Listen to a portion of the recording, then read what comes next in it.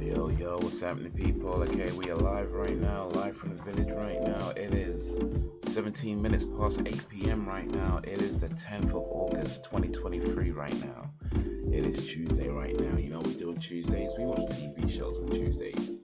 In particular, we watch the X-Files on Tuesdays. X-Files Season 3, we're up to episode 13. We're about to watch episode 13, episode 14, episode 15 right now. Well, in a little bit. I'm watching it on Disney Plus. If you have Disney Plus, if you have Disney Plus, get it ready on Zero. If you got it on DVD, Blu-ray, VHS, or any other format, get it ready on Zero. If you don't got it and you don't want to get it, it's all good. You can still come along and have some fun. But it is TV Tuesday, X-Files Season 3, about to start. Episode 13 is called Syzygy. I'm probably saying that wrong. But anyway, let me switch over this screen. I'll chat to y'all for a little bit. Let's put this light on a little bit dark in here. But yeah. TV Tuesdays with the X-Files. Oof, we are over. Well, we're exactly halfway through the season right now. We're about to be over halfway through the season. That's the plan. So we're into the second half of the season 3. This is back when seasons were long, man. 24 episodes a season. Damn. Loud out there, loud. 24 episodes a season. That's how it was back then. But you get to think that we were watching one episode a week. This is like back in the 90s, right? You'd watch one episode a week, 24 weeks. That's about half the year.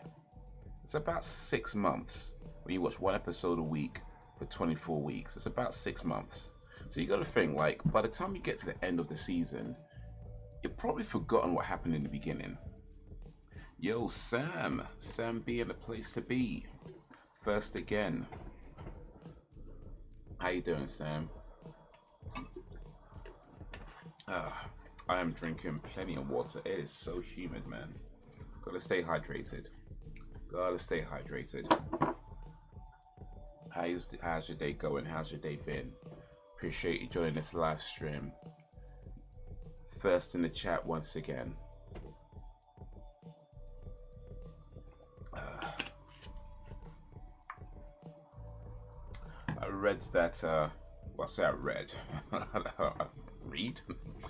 but I came across the information that as an adult male, I should be drinking about 1.3 liters of water a day.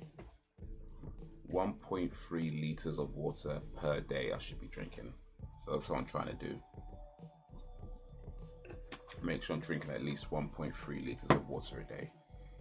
I think I drank plenty of water before, to be fair, but I don't think I was doing 1.3, so 1.8, excuse me.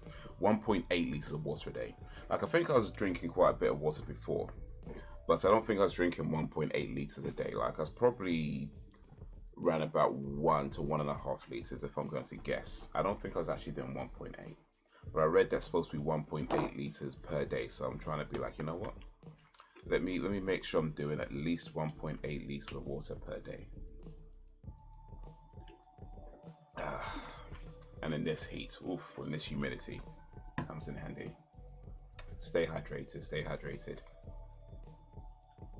But how you been, Sam? How's you and the fam?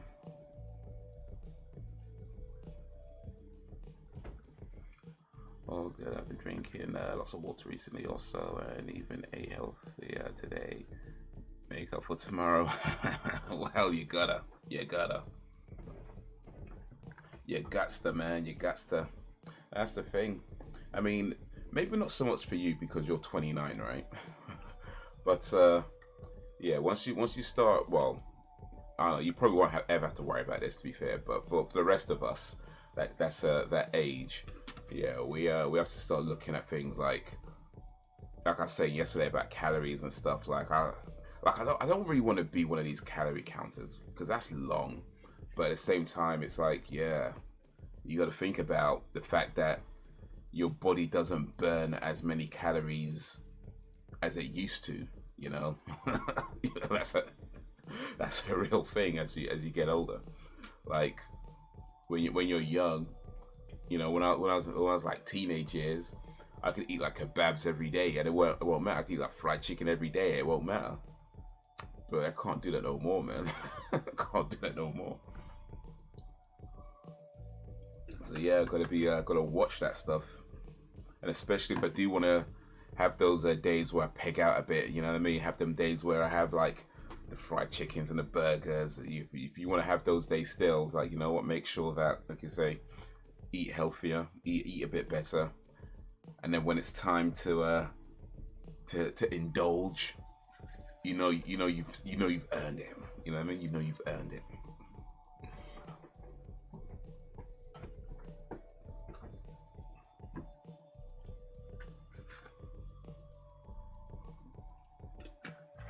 Uh, but yeah,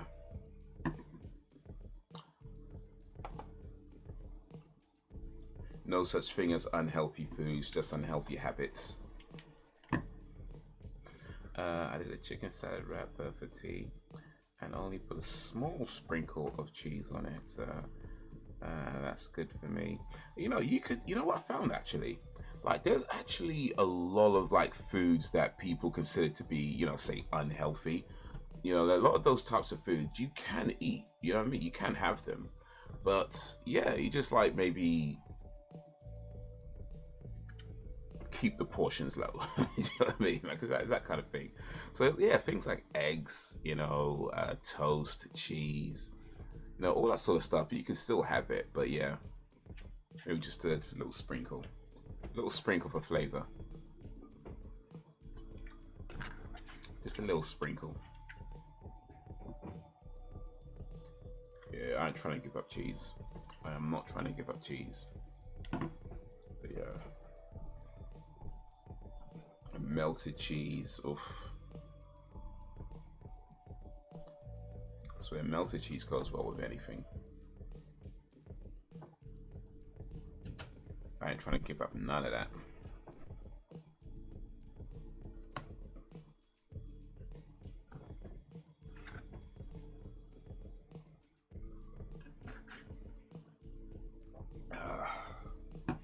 Yeah, my day's been pretty standard, I guess. Did some driving work in the morning. That's pretty much it. Came back, had a nap. Yeah, that's pretty much my day. Oh, actually, I started watching Bandersnatch. Black Mirror. They did the Bandersnatch interactive episode. I started watching that again. Trying to go through some of the different choices. That thing's crazy, man. Like, some of the outcomes in that just mad.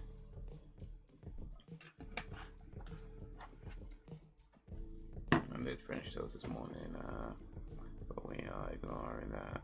I had bananas, 105 a day. Oh, bananas are so good, man. Bananas are so good. Like, you know what? I feel like bananas. I don't know if I say it's my favorite fruit, like in terms of taste, but I feel like bananas are gotta be like the best all-round fruit. You know what I mean? Because they taste good, right? They taste good. They're pretty light, so you never feel bloated eating it.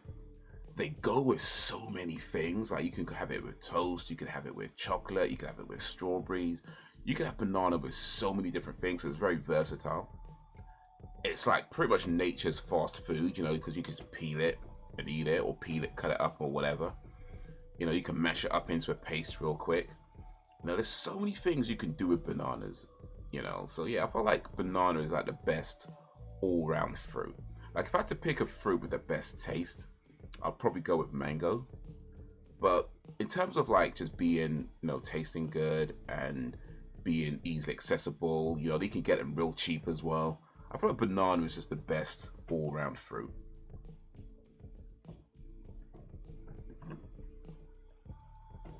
Bananas are flavors, the more brown they are, the better they taste. Oh well, that might be an unpopular opinion.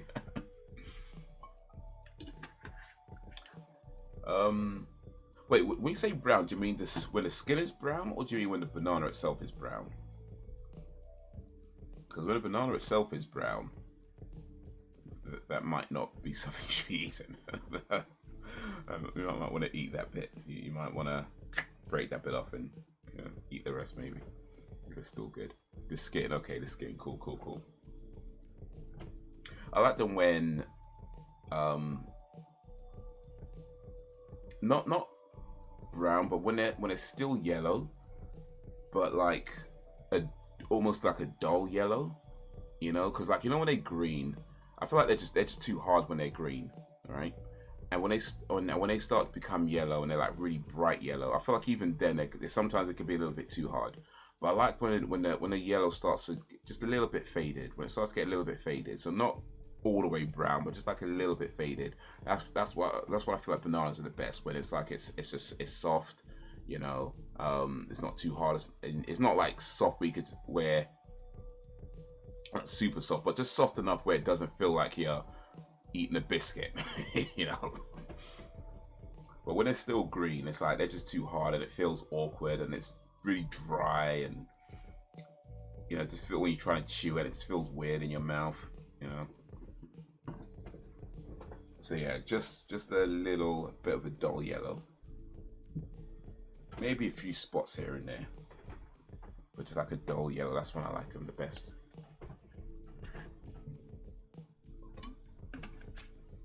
But yeah, man, bananas are so versatile, man. They really are. That's really a good banana. Tastes better when the skin is brown.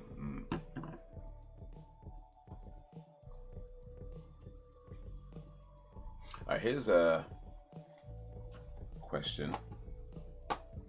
Let me see. Let me get a picture on the screen.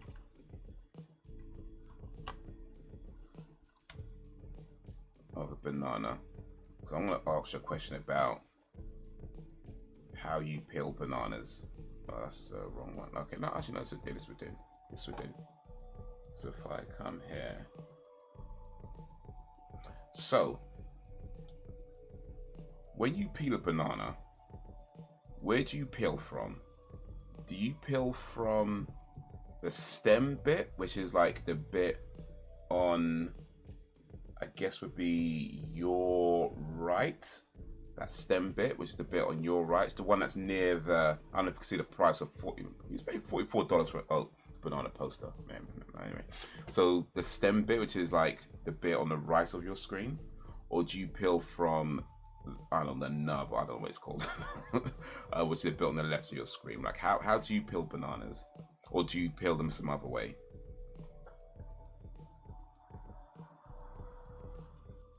I use banana a lot in cooking and baking. I know what I'm talking about. Alright, well, next time I might let it brown a little bit more. But I say, look, this banana in the picture here, when it's like just a little bit more faded than that, that's where I like them. So this, I mean, this one would be fine, I think. If I ate this banana, I think it'd be okay. This one might be okay, but I like it when it's just a little bit faded. Yeah, that's where they're like for me. But yeah, I peel from the stem bit. That's the bit I peel from, the stem bit. I used to peel from this bit when I was a kid. Like, I used to get a knife and cut off the nub and then peel from that. Until one day I realized you can literally just pull the stem and it peels easy enough. So yeah. That pointy chunky bit. That's how I've always done it, yeah.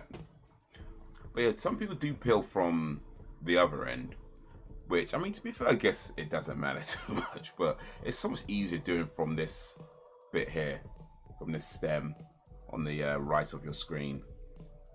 That bit that sticks out at the top. You pull it back and it's done.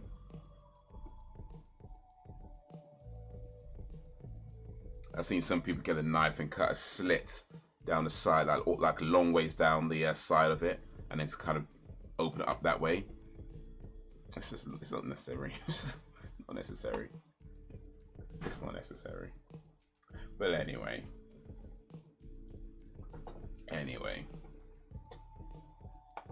Let's switch over to this screen.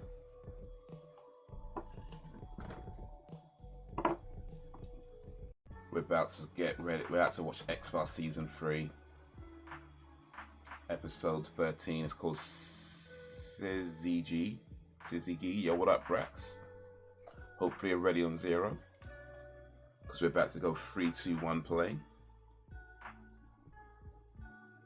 And in 3, oh wait, one sec. There you go. And in 3, 2, 1, play. Brax Bivy and a place to bivy. How you divvy?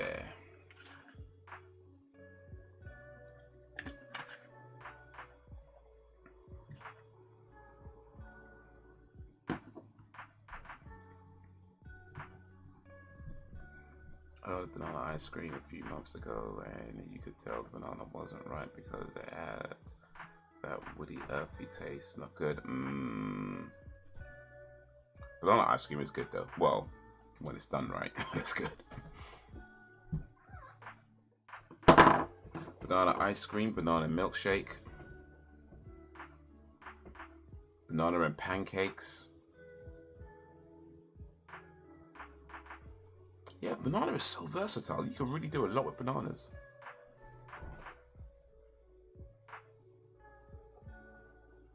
So, Brax, what is your favorite fruit? That's what we're just talking about. What is your favorite fruit? Or what do you think is the best fruit? Because I would say the best fruit is banana.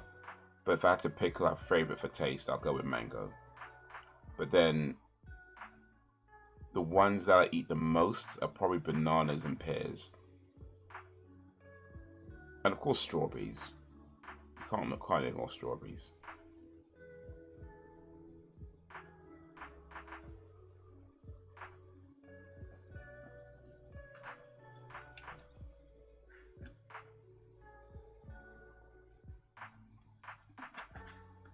Oh, watermelon, yeah.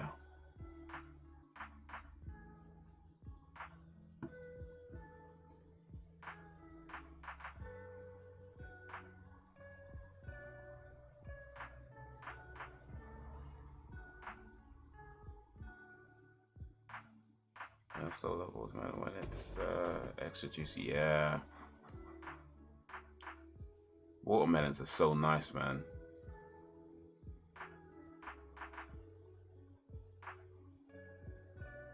You just get all like messy with it as well.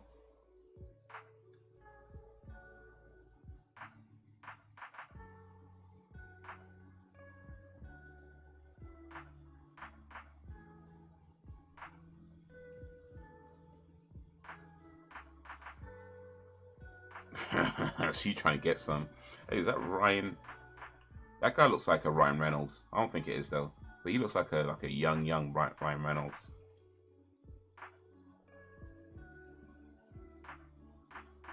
Red and green apples. I like red and green apple. Well, I would say I prefer red apples to green apples, but not when they're like dark red. I like the red apples that are like what they call that, Royal Gala, I think they're called. Where they're not like all the way red. They're not like a dark red. They're kind of like a very light red. But I find green apples are a bit too acidic for me. Like,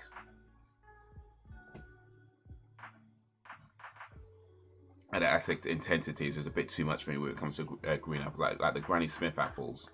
Like when I bite into them, they're just like too much. So I like the. Oh, did they hang the guy?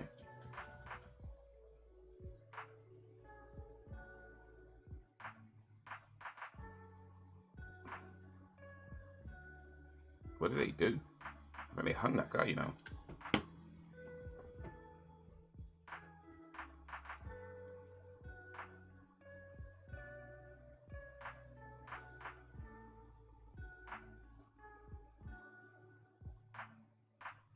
I love grapes too. Oh yeah, the red ones are better than the green, but the green candy floss flavor grapes are really good. Candy floss flavor grapes.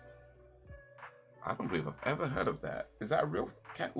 Is that like a man-made thing? Like candy floss flavor grapes? That's gotta be like some lab.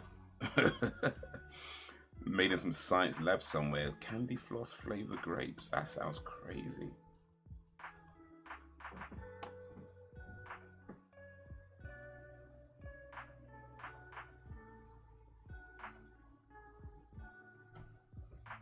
that's a real thing. Like you can get them from like, I guess Marks and Spencer's or something. All right, I'm gonna have to try those. I'm gonna have to try those. Candy floss flavored grapes. Okay.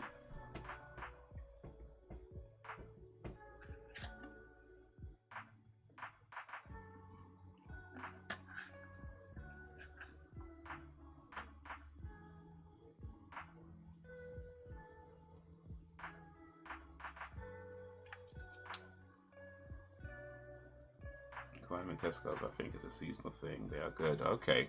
I'm gonna have to try those at some point. I'm gonna have to try those. I like the idea of, I mean,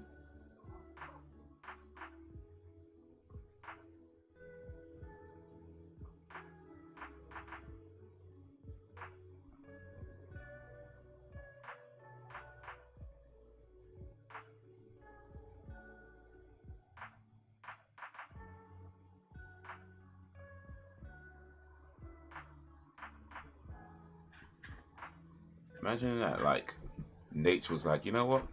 I'm gonna make my own candy floss.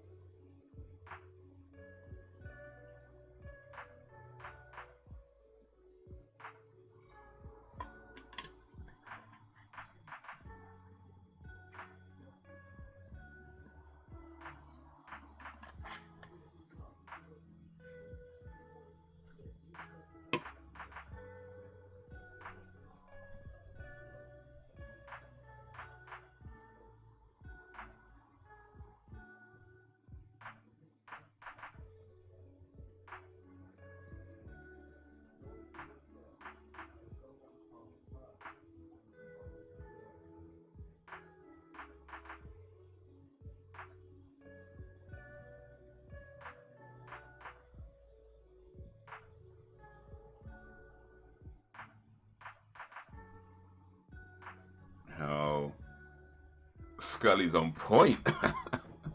Scully is on point.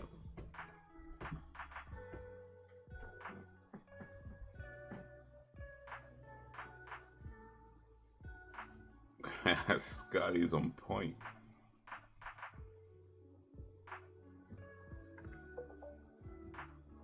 Packet of crisps with a bit of cheese and grapes are a good snack.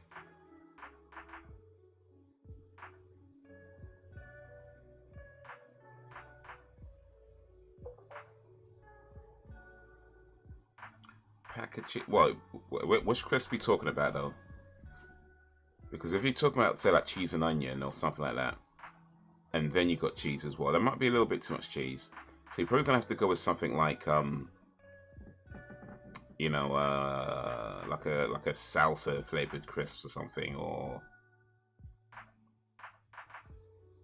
maybe some kind of barbecue flavored crisps. Then have a bit of cheese.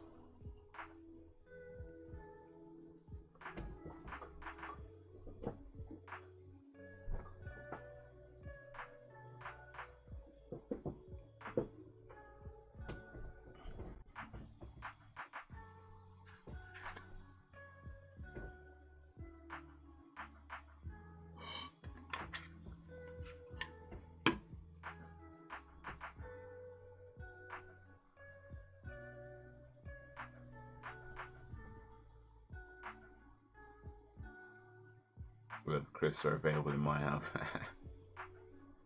Okay, that's my next question for you guys. All right. So you buy one of those multi-pack crisps, right? You know, the ones that come with like, I don't know, like 12 crisps in different flavors in the pack.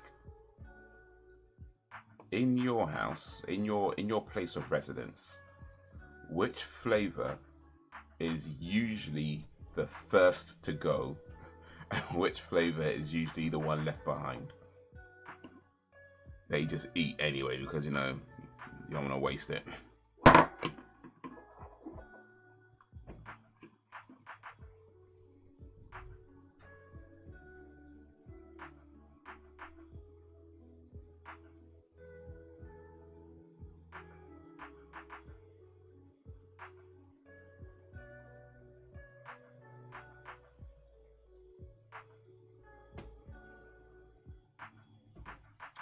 prawn cocktail first. Okay, cheese and onion last.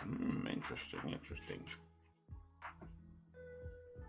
So I would say with us, it's usually things like, I mean, of course, it's going to depend on which flavors are available, right? But I'll say usually things like, yeah, prawn cocktail or Worcester sauce would go first. Things like that would go first. But yeah, almost always ready salted is the last one. Ready salted is the one that's left behind, and it's the one you just eat anyway, just because, you know.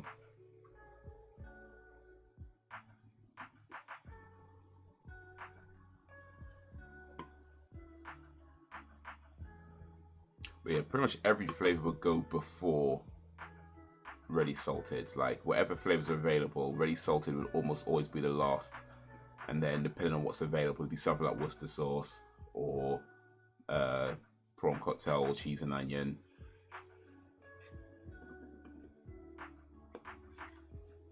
But yeah, ready salted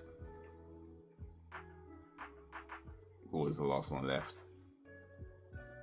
Or maybe salt and vinegar sometimes, actually, to be fair. I think a few times salt and vinegar has been the last one left.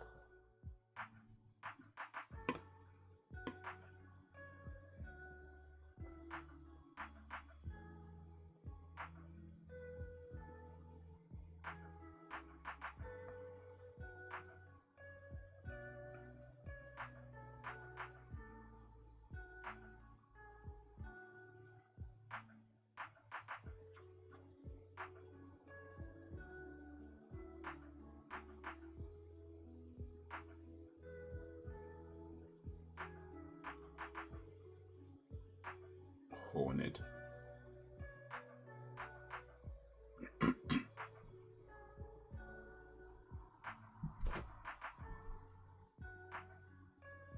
Scully. Scully's pretending to not know you.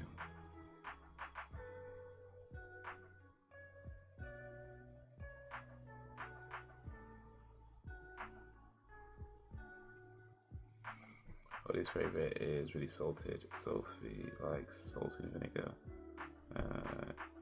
Mr. and Elia fights over the prawn cocktail. Oh, me and Aya fight over the prawn cocktail. Yeah. Really salted though. Really salted is like, I mean, it's not horrible or anything, but it's certainly not like. Is that really anybody's favorite? Like, you know what I mean?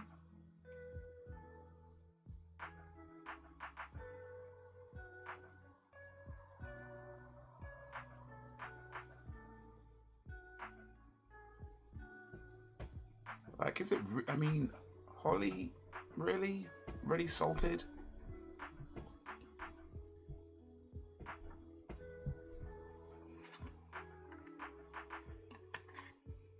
I mean, Holly has tried other flavor crisps, right? Because if that's the only crisp she's ever tried in her entire life, then okay, fair enough. But if you've tried other flavored crisps, then it's like, really salted is your favorite? Really?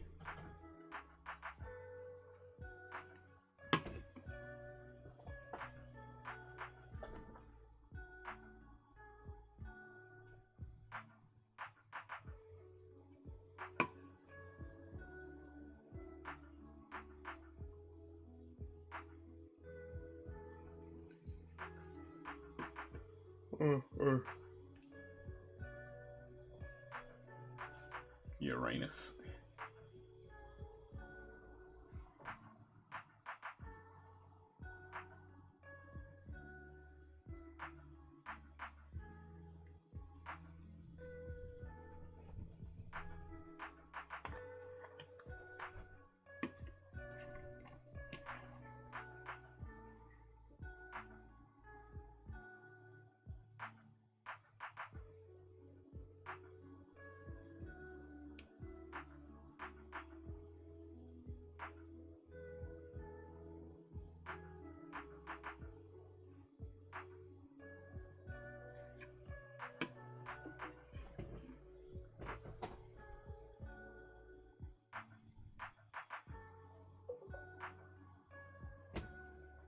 That's different flavors, but ready salted is her #1 go-to.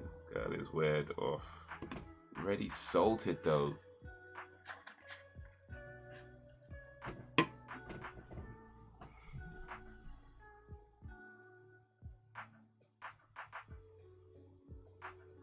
Ready salted is the type of crisps you eat just so you can pretend to be healthy. You know what I mean? Just because it's like the lowest. It's a low salt content. I know it's called ready salt, but it's actually like a very low salt content in those crisps. At least lower than most other crisps. So it's like the type of crisps you eat just to give you like, you know, let me pretend to be healthy for a moment, even though I'm eating crisps.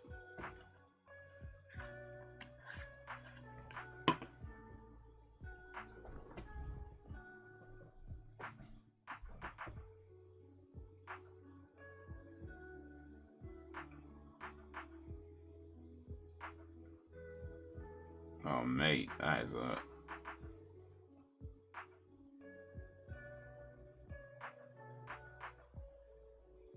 And what are these girls on?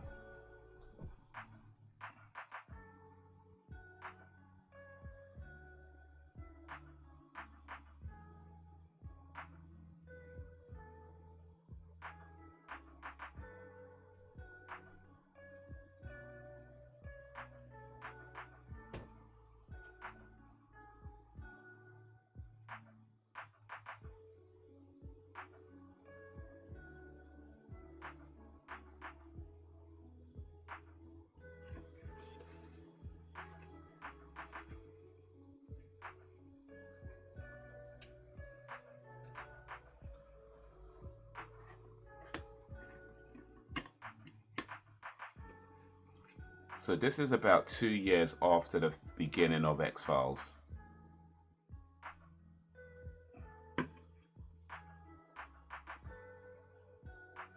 Okay, Chris Father, Seabrooks, what's the sauce?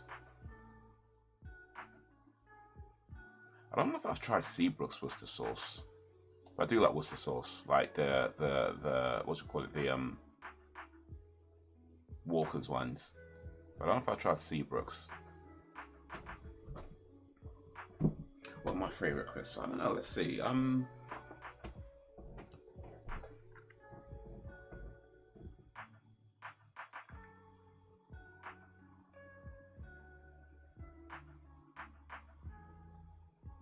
probably go with I mean,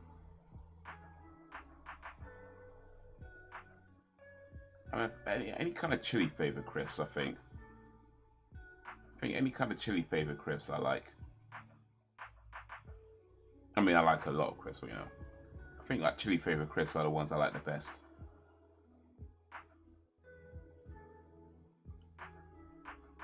I don't like the fact that they're not spicy though. Like they claim to be spicy, but they're really not.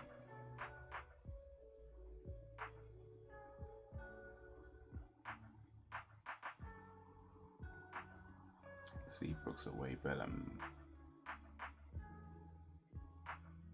No, I can believe that. Like Walkers are good and everything, but when it comes to like quality crisps, yeah, there's a few that, like Pringles, for example. Who else? Kettle chips. Uh,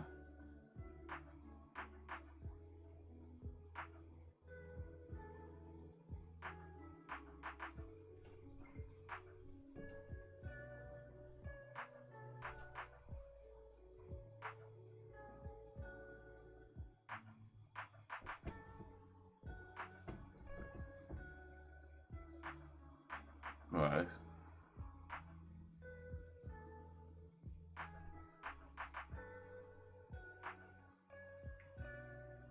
Oh, the mob. The angry mob turning up to this guy's house with no evidence.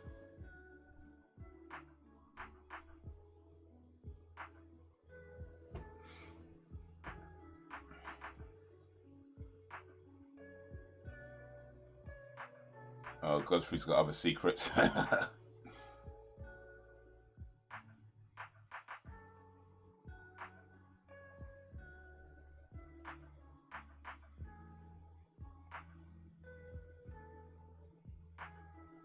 kettle chips do a really nice chili one. I forget what it's called now.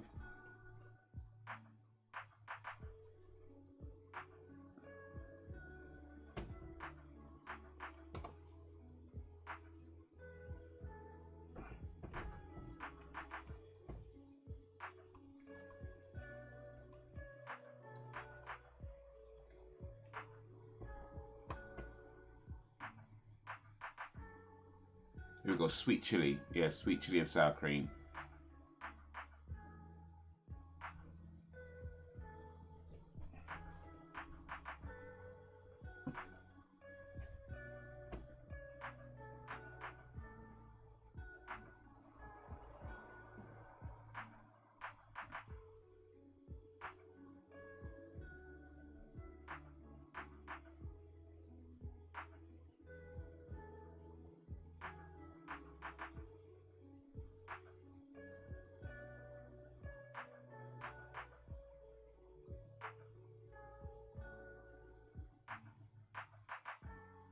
Well, it was kind of an arsehole sometimes, though.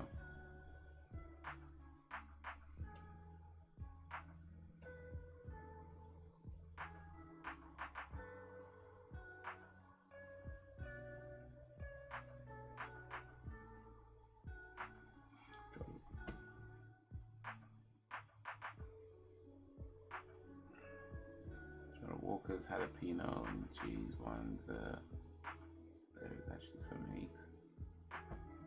I think I've tried those ones actually. Let me see if I see the picture.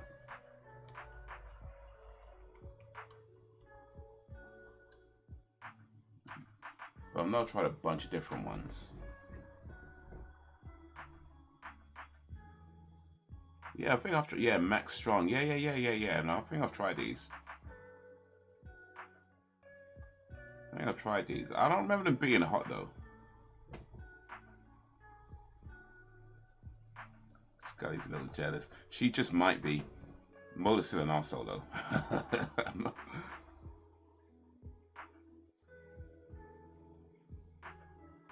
The thing is, they put like, they have like a heat meter on the side of the pack, on a crisp packet, like extra hot on these ones.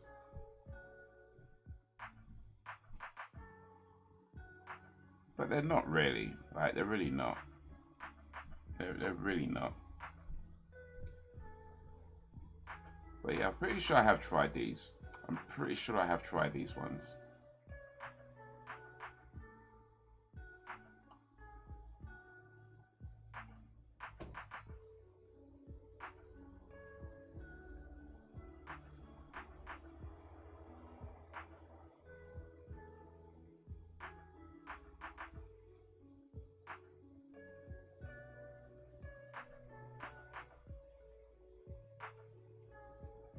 Render.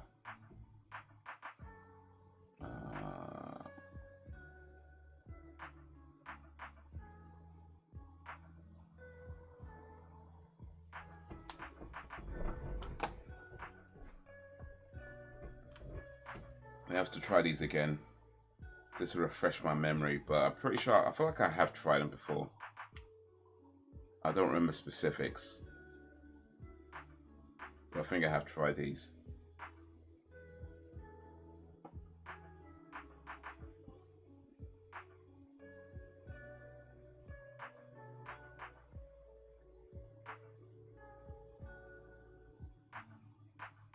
Molar's an alcoholic.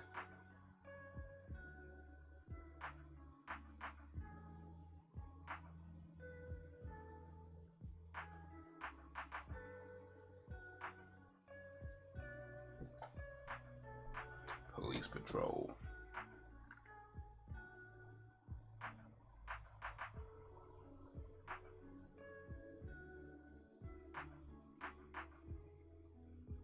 Well, every channel's showing the same thing. Wait, Scully smokes? Since when?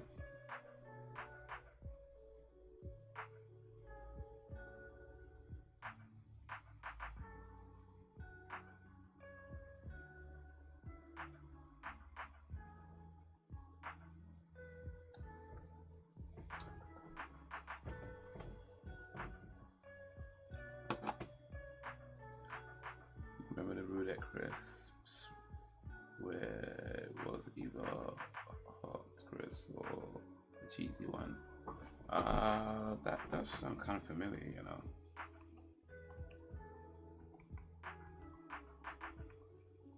That does sound kind of familiar. I'm not sure I remember them specifically, but Doritos roulette tortilla chips.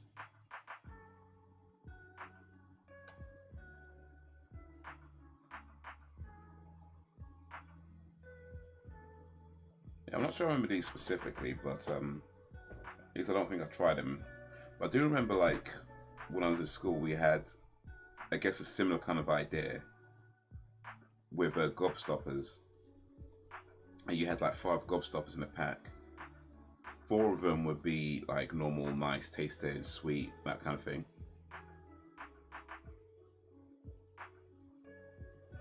But one of them would be absolutely rank tasting. And the idea was that you share them out with your friends, right? And whoever got the rank tasting, disgusting one had to try and pretend like they didn't. But it was so disgusting. If you ever got that one, you could not keep a straight face. It was absolutely vile. It was so vile. Like, you always knew who got that one. That is super sour and all that. Like,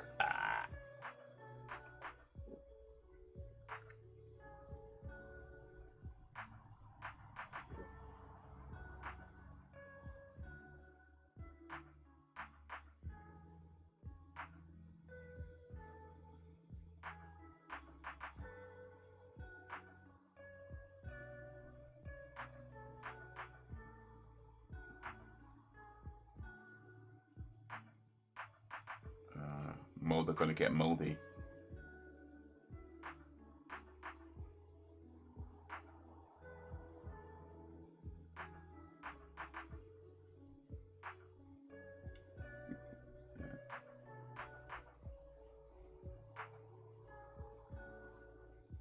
Scully.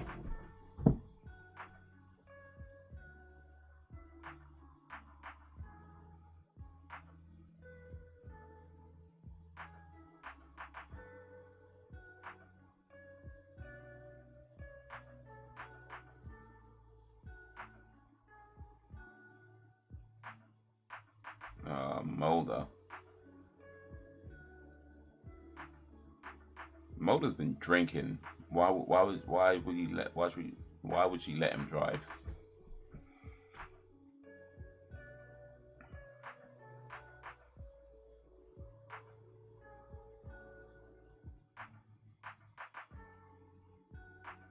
There was an episode, I think in one of the later seasons, where Mulder and Scully do actually kiss. Because I know it was like there was this big thing at the time about will they or won't they, and a lot of fans wanted them to do it, and they eventually did in like I don't know season 25 or whatever it is.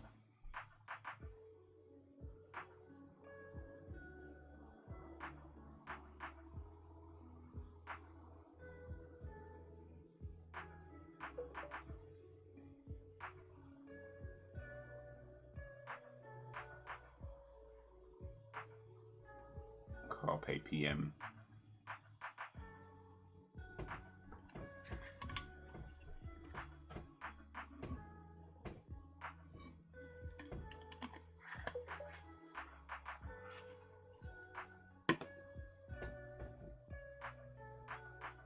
Oh, she don't hate him. Like those sweets that brought the kids at Christmas. You got nice flavors or horrible ones. Like vomit or dishwater. Yeesh. I think I'll.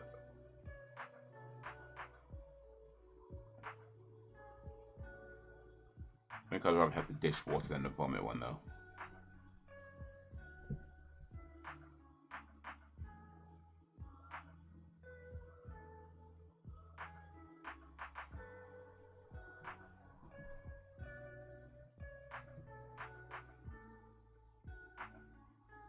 Mercury, Mars, and Uranus. Uranus is in the house of my head.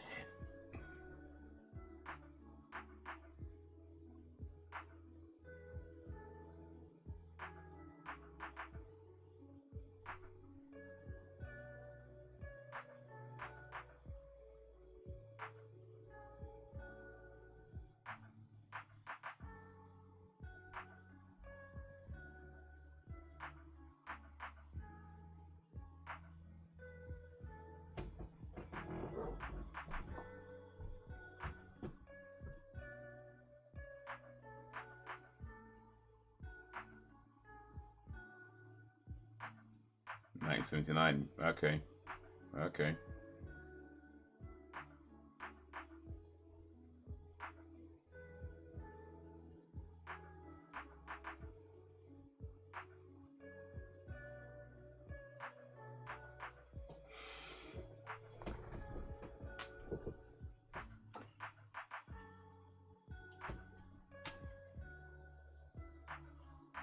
All right, here's a question. What was your favorite sweet as a kid? Or now, if you still eat sweets, I guess. But what was your favorite sweet?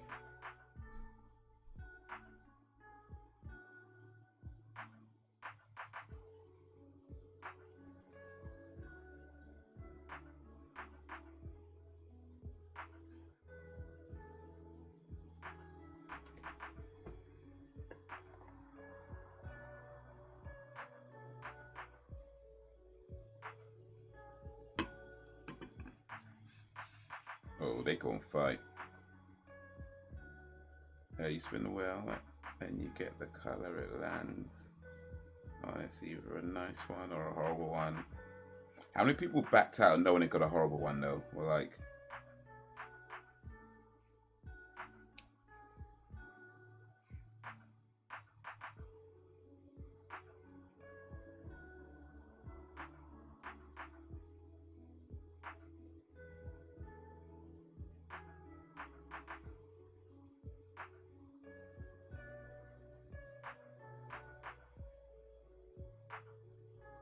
it's not their blood.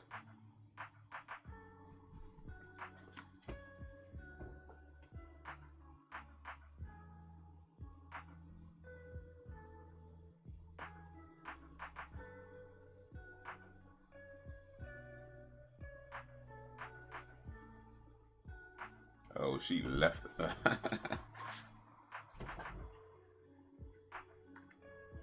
Cream flavored chewits.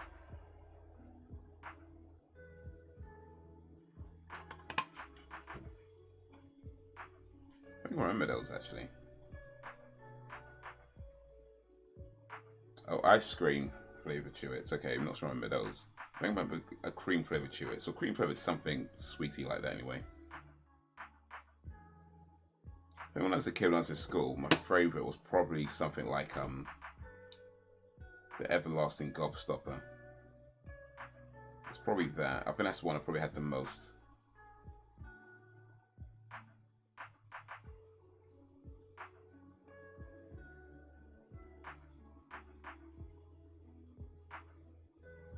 We all did it. We all played. Okay, no one backed out. Awesome.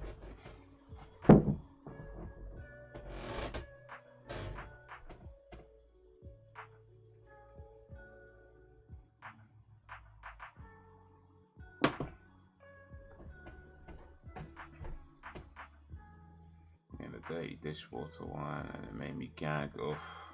Oh, not even just dishwater. Dirty dishwater. Okay.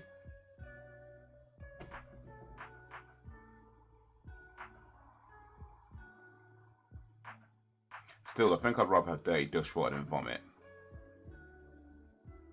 I think I'd rather have that than vomit still.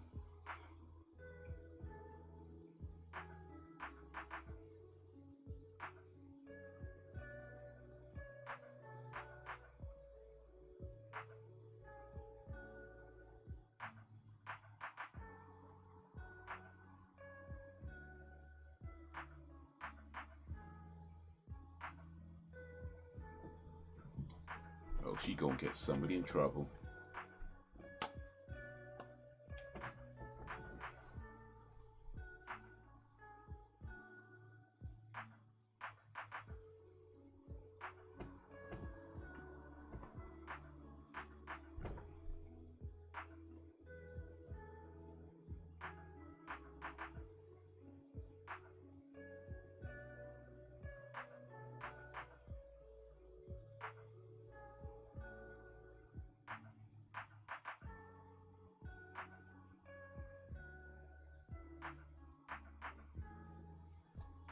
they're just turning on each other.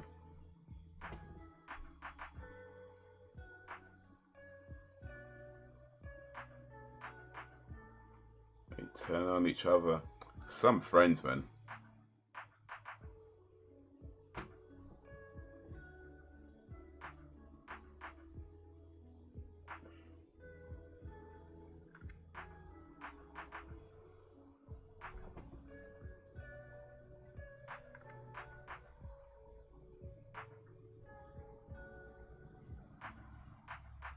They're used to like a bag of penny sweets, though. They don't taste the same anymore. Penny sweets, were those the ones where like they're like the pick and mix ones as well? When they like you just have like a whole bunch of different ones, and then like well, they weren't really a penny, but maybe back in the 1920s they used to be a penny or something. But I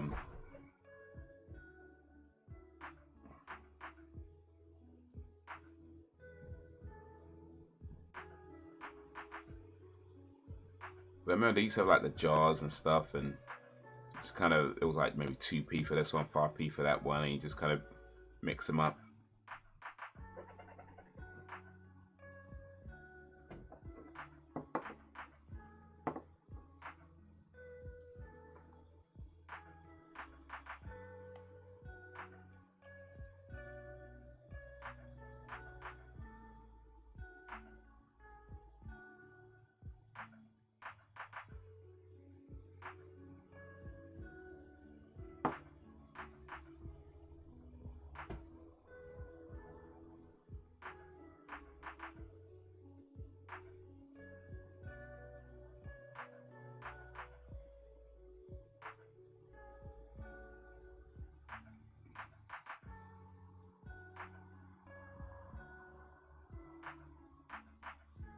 Kind of dragging her up though, and manhandling this girl.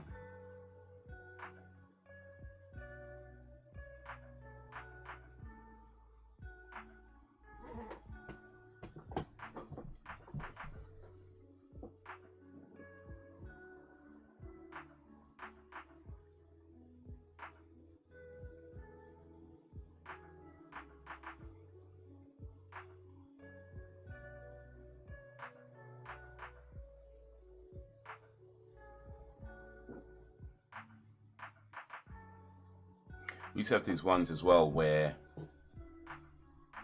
it was like a roll, like this red roll strip, and it was like, you know, like sugary strawberry flavor, whatever, and then you just kind of put it out and like have a bit at a time. It was like really sugary. You had like some sour ones as well.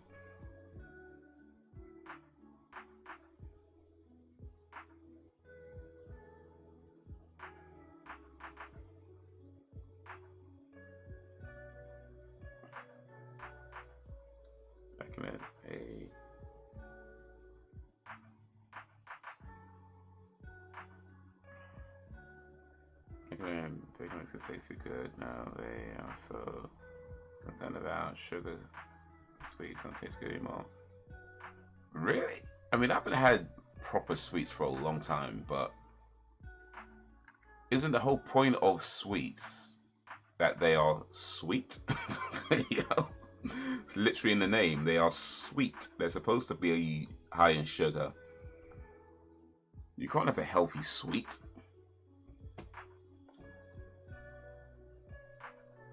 Sweets with no sugar. That's crazy. That sounds like a terrible idea. Low calorie sweets, like no.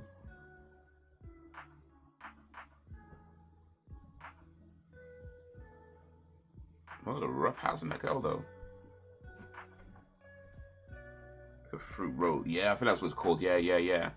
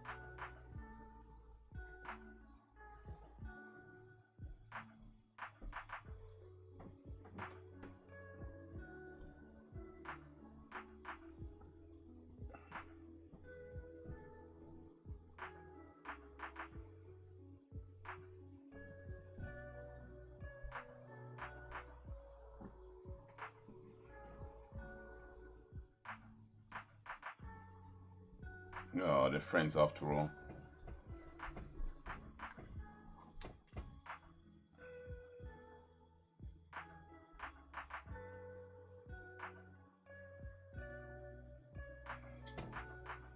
You would think so, but these health professionals like to spoil fun. That's a terrible idea, man. I mean,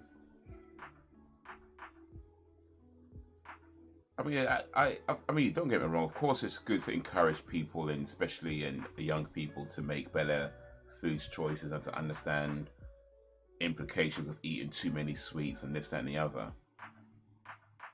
But the answer isn't to take the sugar out of sweets.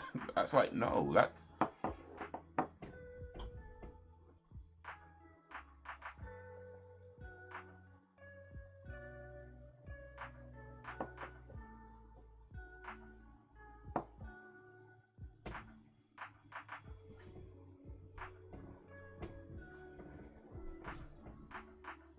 like that literally defeats the purpose of it.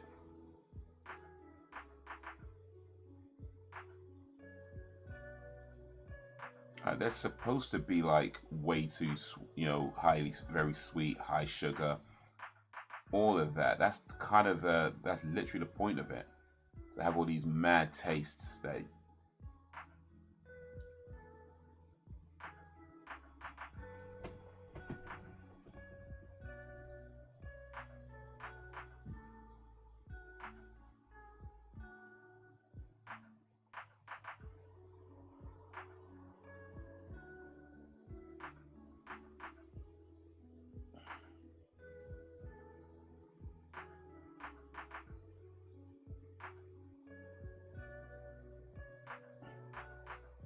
Mulder and Scully having problems. That was an interesting episode. Was it the devil? Was it the cosmos? Was it something else? Was it just badly behaved kids?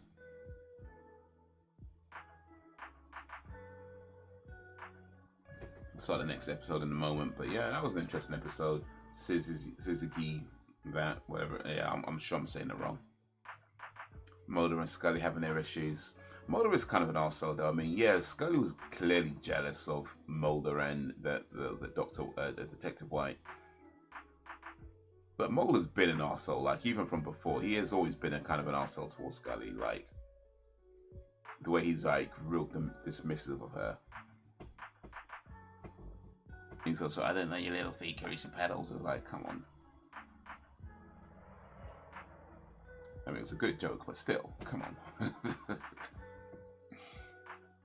I'm going to get the next episode ready on Zero.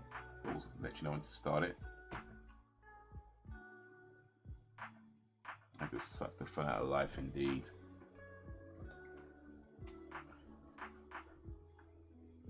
So I can imagine, like, like those fruit roll-ups, for example, where they took the excessive sugar out of it and it was just, strawberry flavor. Like, okay, I mean, I'm sure it'd be fine. Like, in terms of taste, it'd be okay because strawberry tastes nice, right? But you're not gonna get that kind of buzz out of it, right? And that is literally the whole point of sweets, to get that. So you screw up your face because of how sweet they are, because of the intense flavor. That's the whole point of it. The answer isn't to take the sugar out of sweets. The answer is to have better understanding of, foods and confectionaries and all that sort of stuff, and nutrients, just to have better understanding of that.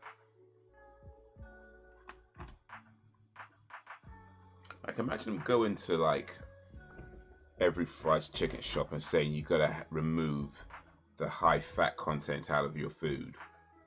Like, no. No. Like, every chicken has to be like some bland, seasonless, non-fried, boiled thing. And that's all you can do because that's the healthy option. Like, no. It's supposed to be high fat, high whatever. That's the point.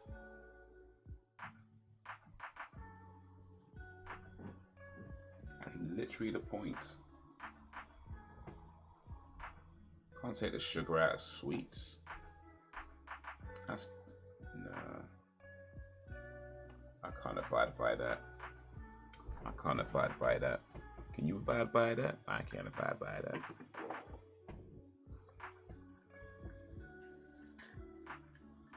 If you want a sweet, you want the sugar. And adults like sweets. You want our sugar.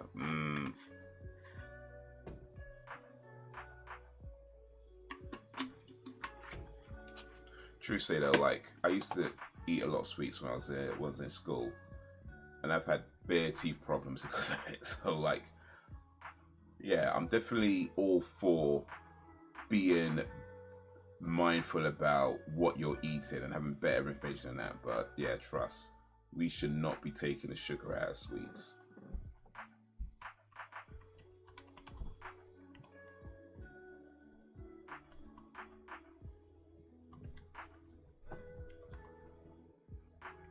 That's a terrible idea.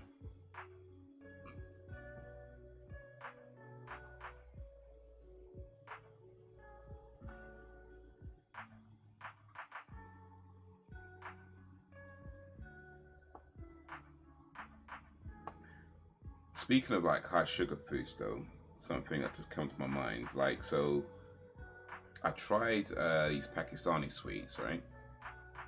I can't remember what they're called right now, but they were just kind of like this pastry type thing, and you, like, you kind of it comes in a box, and you kind of take like the square piece out and you eat that. And when I tell you like the amount of sugar in those things is ridiculous.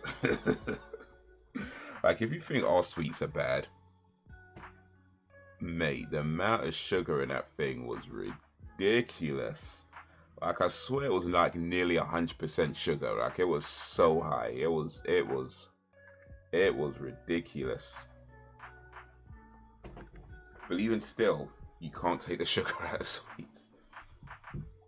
Just know what you're eating. Just know what you're eating. Goes for chicken shelf, and they only serve health grills chicken. Ugh. Sharing from sweets used to be good too. Man, it's ruined stuff. Everybody ruins stuff.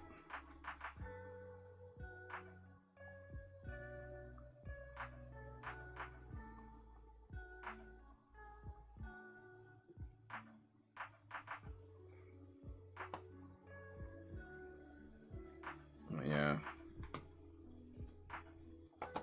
Kids ain't gonna have no fun anymore.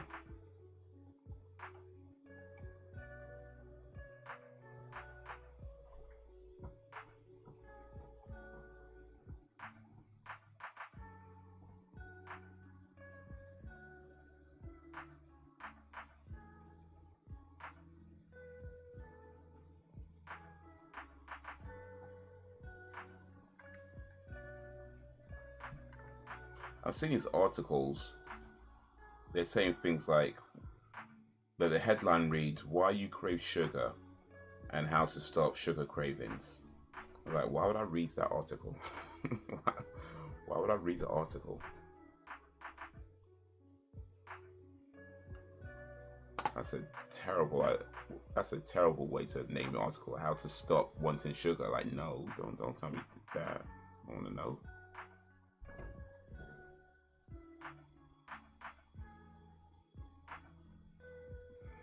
Yeah, it doesn't sound nice. I mean, I like sugar, but I don't want to taste sugar.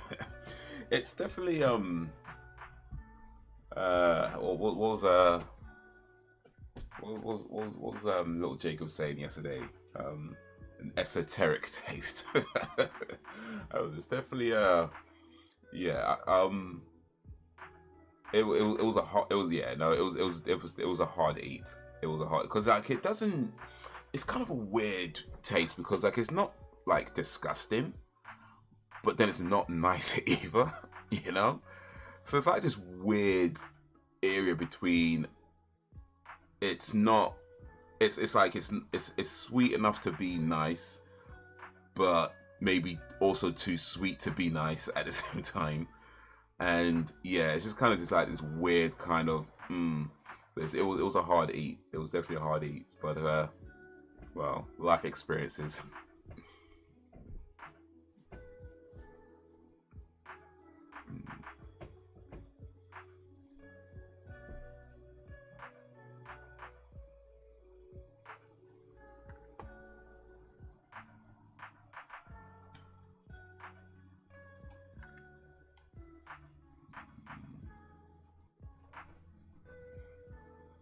Yeah. All right, let's get this next episode started. A dib dab. I don't even know. I don't think I know what that is. What's a dib dab?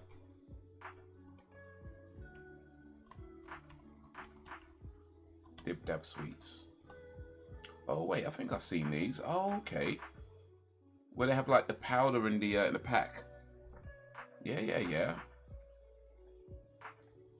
Yeah, yeah, yeah.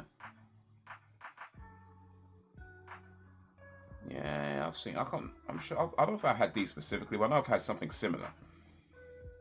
Maybe not this one specific, but yeah, I've had something similar where you have like like the sugar, the powder sugar in the pack, and yeah, you dip the lollipop in it, and yeah, yeah, yeah. Ooh, we get that. Yeah, get that sugar buzz out of it. Yeah, I know them ones. I know them ones. All right. Hopefully you guys are ready on zero for episode 14 called Grotesque, because we're about to start the countdown. So in 3, 2, 1, play.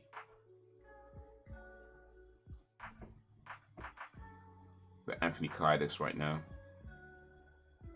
Young Anthony Kiedis.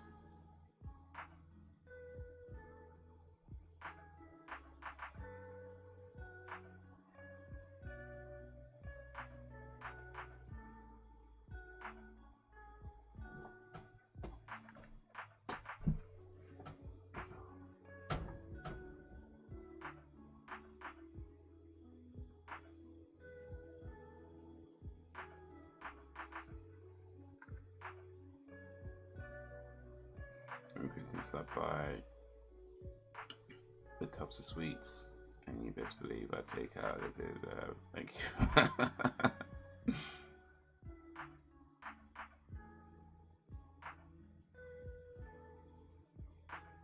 No sharing with those, huh? Right, what is this guy drawing?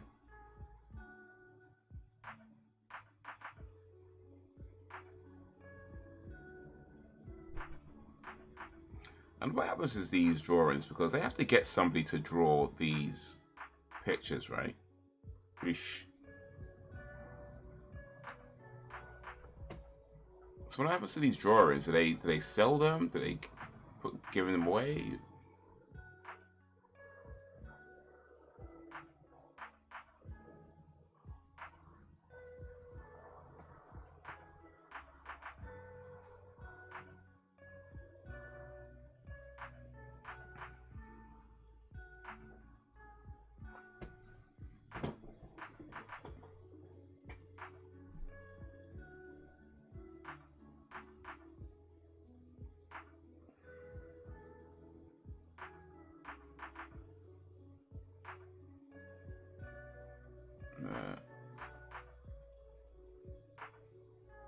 This guy's oddball.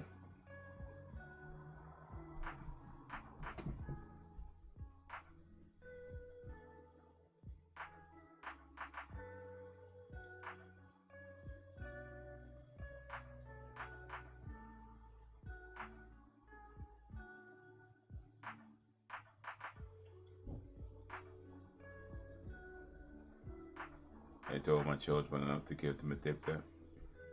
Do they even know it exists? Have they tried it? Or have you just really shielded them from it so you never have to share at all? Make sure they don't even know about it so they never know to even ask for it. That'd be the real thing to do. Make sure they don't even know to ask for it.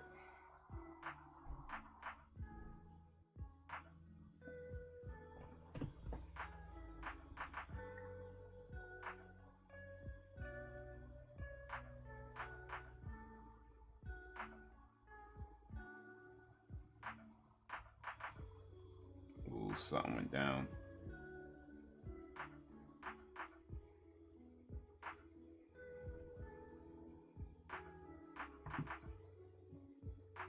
I've reached my water target. Woohoo!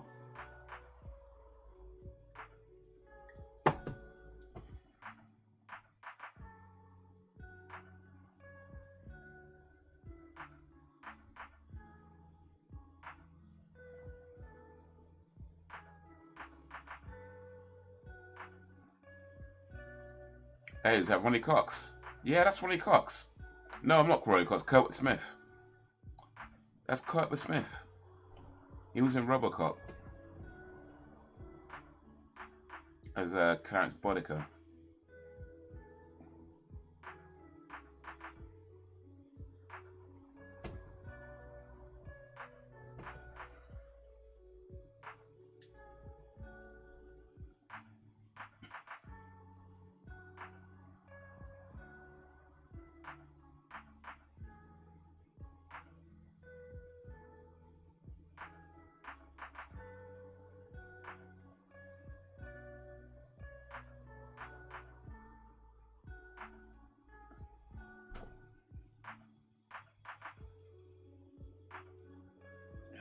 I take them out before they get their mitts on them.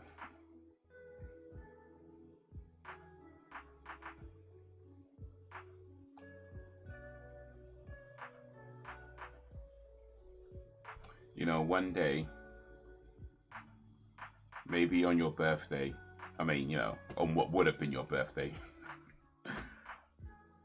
your kids are gonna bring you a present, and it's gonna be a box of sweets, and all the dib dabs are gonna be removed from it. And you'd be searching through like, where are they? Where are they? And there'll be none. None, none, none.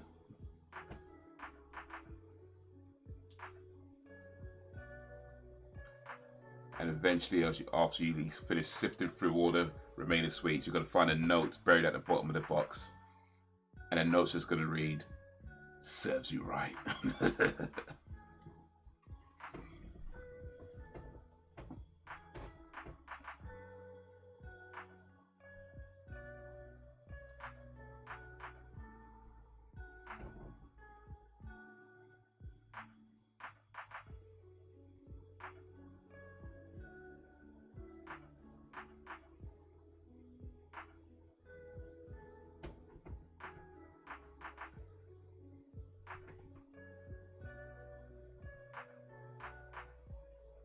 Page 3, yeah.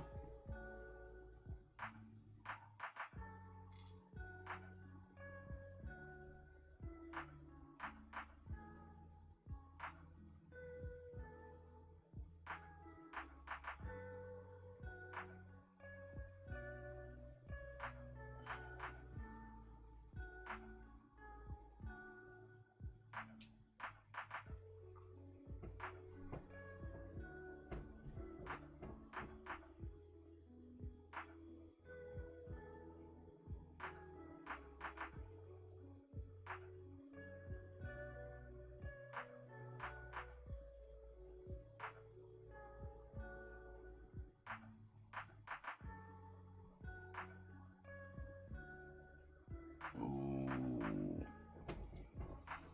Something going down.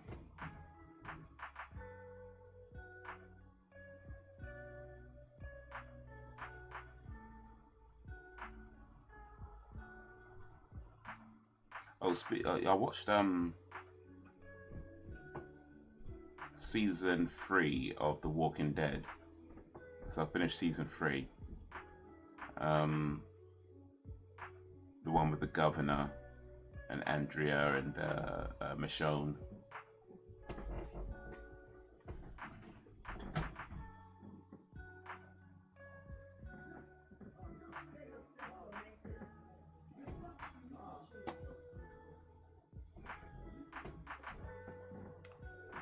And, it was pretty cool. I mean, yeah, you know, I've seen it before, but still, it was cool watching it again.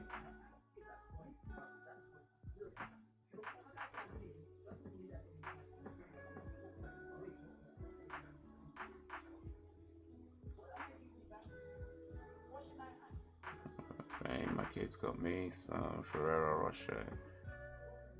Yeah, my favorite chocolates. They sneaked.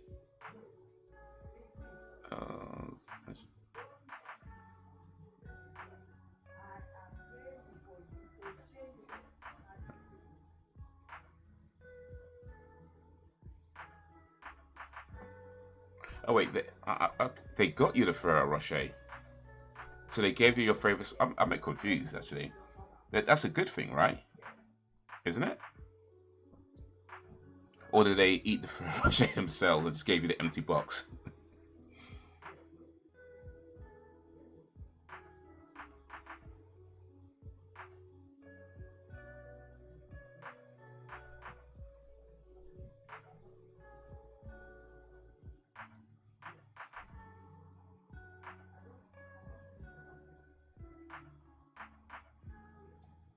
Rax's favorite chocolate brand, Ferrero Rocher.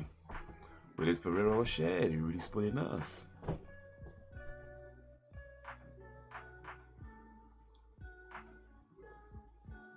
Ah, I see, I see. So not quite an empty box, but may as well have been.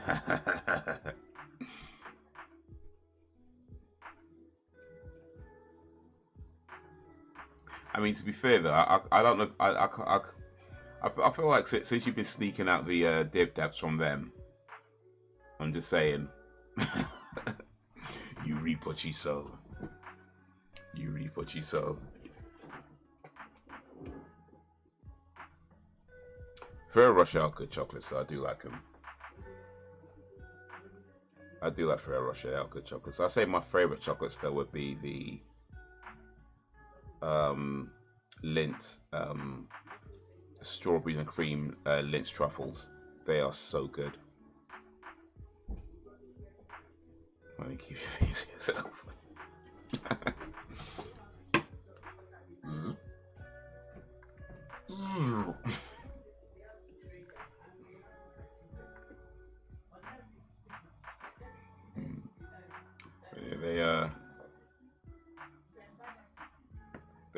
They guess they learn from the best.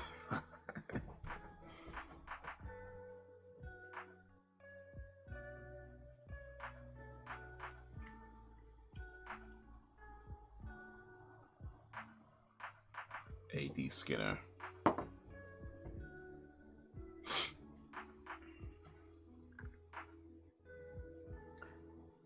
This guy played a criminal, now he's playing a cop.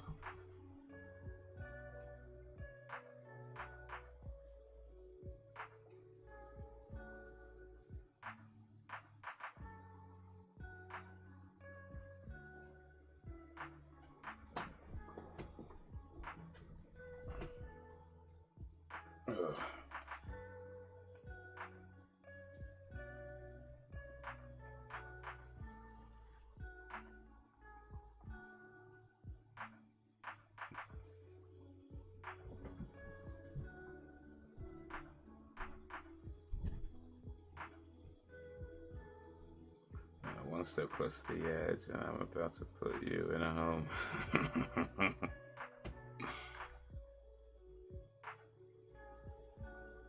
I'm not sure I'm worried about being put in home anymore, actually. I feel like all the Ferrero Rochers that your kids are stealing from you or sneaking away from you, they're going to give to me. So I think I'll be fine.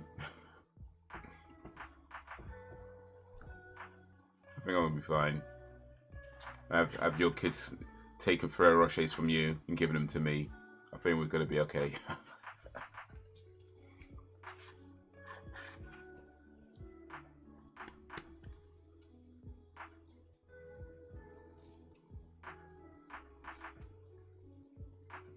So you think, yeah, of course. Of course.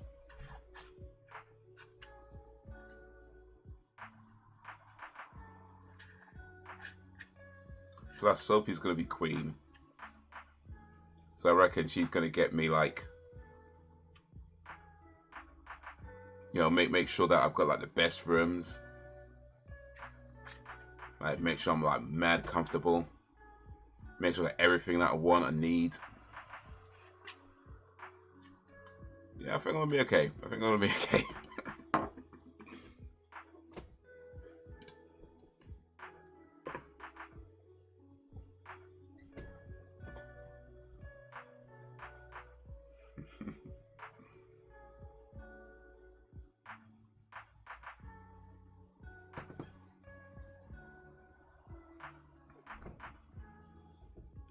that you think that.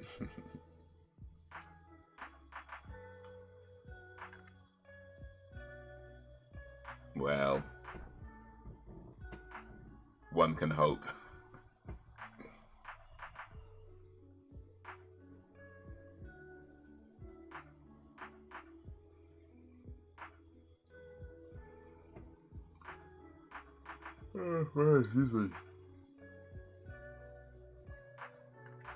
Oh, well, that's why.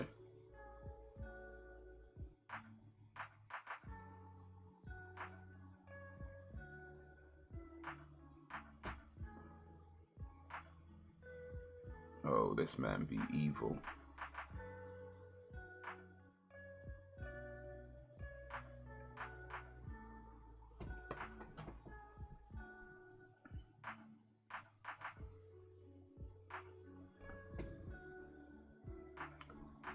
Like myself, it's not bad. Something, anything you say, Sophie, please. Nah, Sophie won't kill me. Once Sophie becomes queen of the world, she's gonna help me out.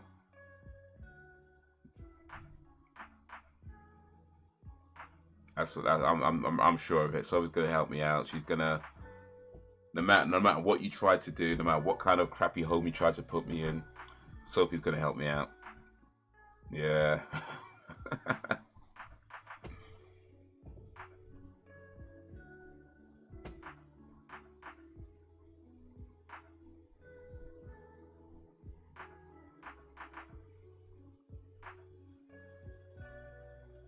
What I'm gonna have to do is maybe give her some of those dip daps that you've been hiding.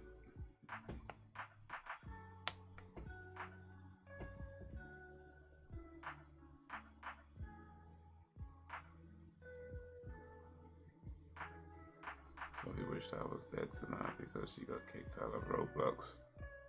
In that case, note to self: don't be around when Sophie's playing Roblox.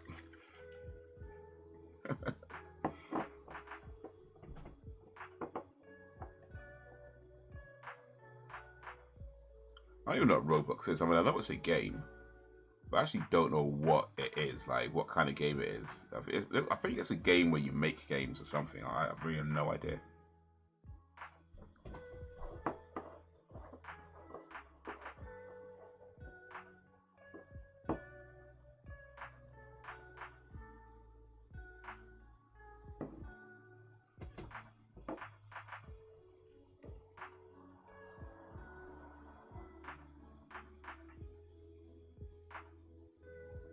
No clue either.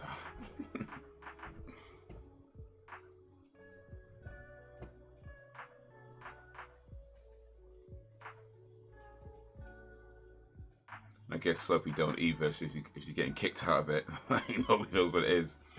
Even people playing that game, like Roblox.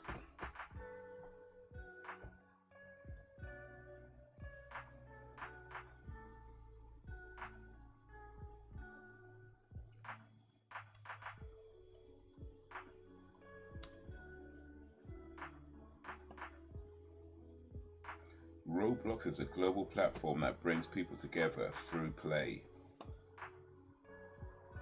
Yeah, I don't know, man. That sounds horrible.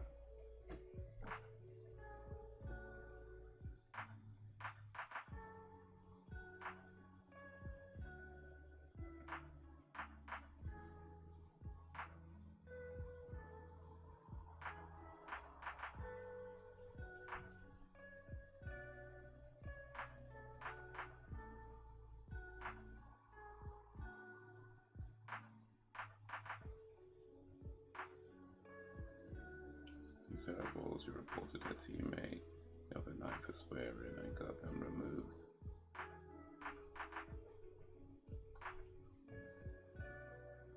I mean, I don't know if that's terrible.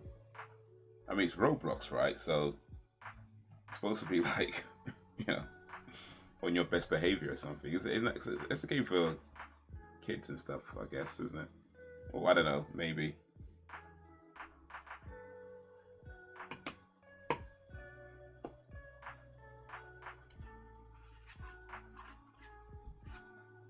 Whatever Sophie did, it was the right choice.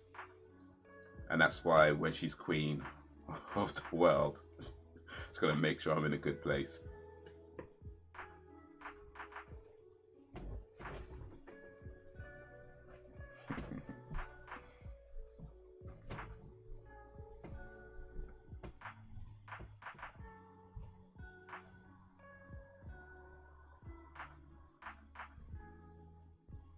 That guy get banned, or whoever's swearing they get, I guess wouldn't know, but or I don't know, would you know? Did they tell you that they banned him?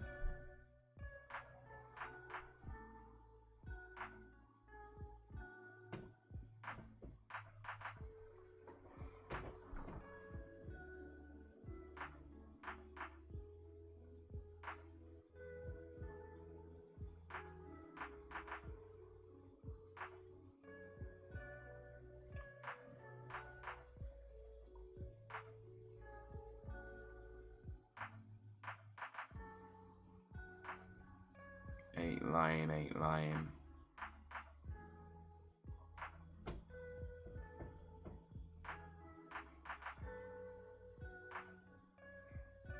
True say though, like, I mean, when it comes to reporting people and that kind of thing, I would say yeah, I generally don't, like, because it's kind of long and not really worth it. And if you come across people that are annoying, you can just block them. You know what I mean? Like, you just block them or mute them or whatever. But I feel like if somebody is like really bad, like if somebody's doing like just doing too much, you know what I mean? Like if they're just doing way too much, then it's like, all right, you know what?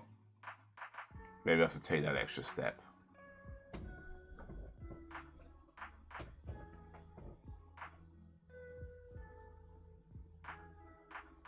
My sister on her birthday yesterday that she is so fat she falls out of those.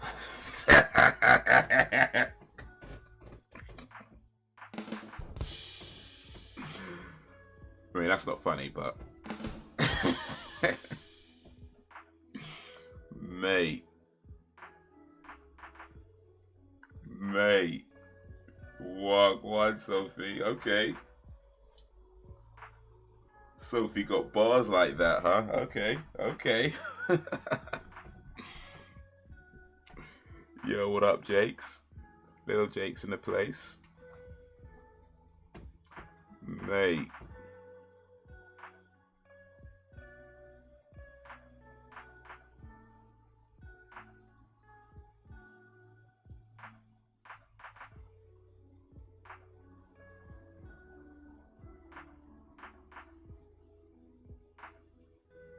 Dude, I'm doing alright, man. I'm doing alright. I'm doing alright indeed. Had a pretty regular day today. But yeah, doing alright indeed.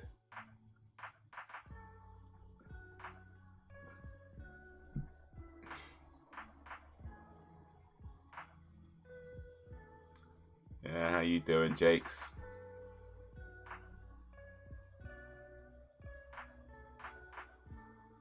Tomorrow you watch your Martyrs, right, yeah?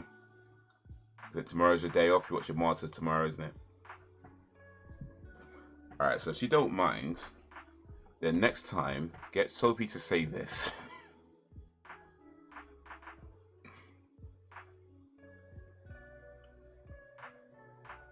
Get Sophie to say that she's so fat, every time she turns around, it's her birthday. Or she's so fat, when she goes to buy new clothes, the only thing that fit her is the changing room.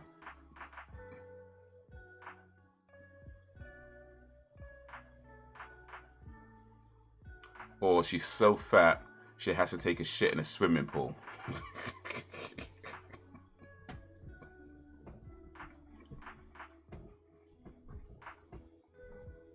Or that she's so fat, her blood type is ragu.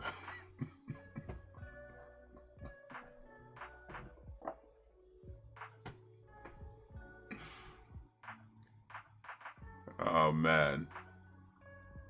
Let me see if I can think of anything else. Any more else? Let Let me see if I can think of anything else to pass on. Let me see here. Let me see here.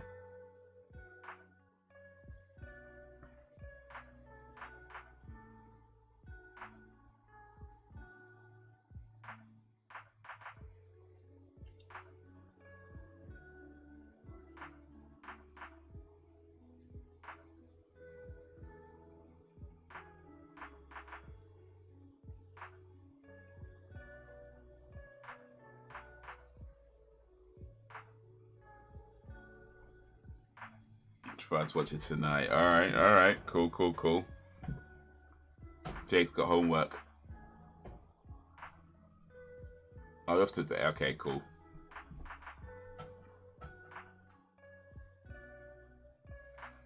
X-Files has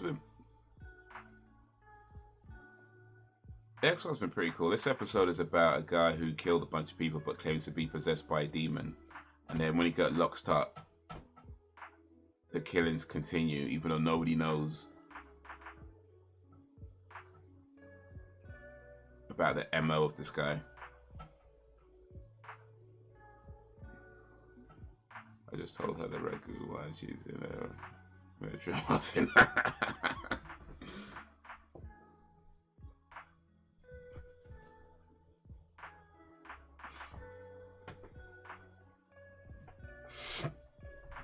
Nice.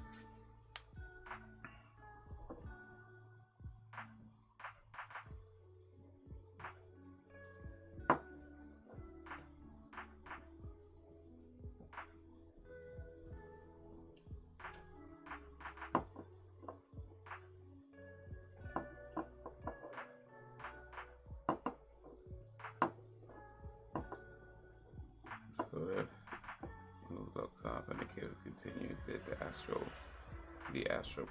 projects or something, or maybe he really was possessed and the possession went somewhere else. Ooh.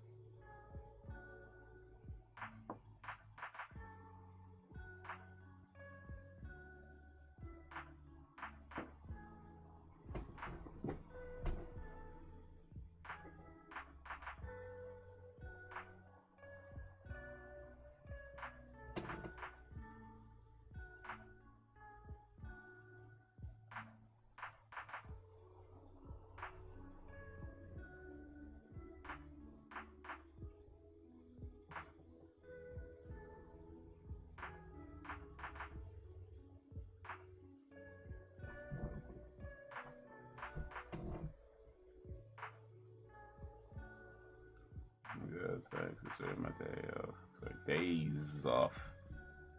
Days off, not watching movies. Yeah, James, you got homework to do, man. Jake's got homework.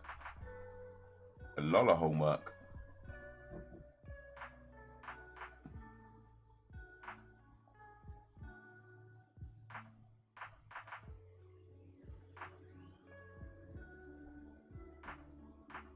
Scotty spotted something. Razor in a tire.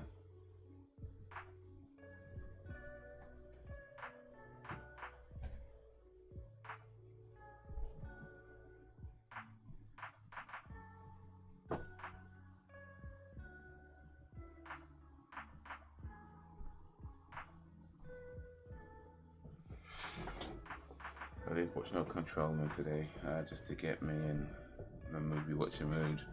Oh, yeah, that's a good movie. I mean, you've seen it before, right? But yeah. Okay, now that's out of the way. Now that's done. On to some new stuff.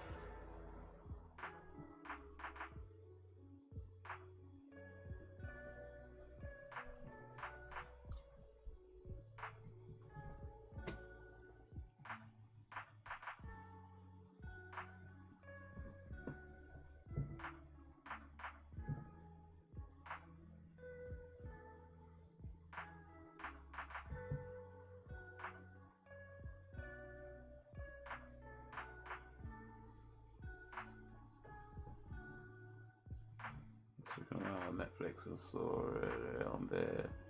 Yeah, I've seen it before, but I think it's a cracking movie. Oh, for sure. Definitely, definitely.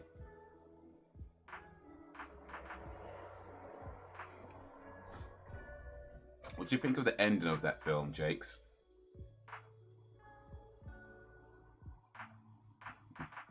Don't get your homework.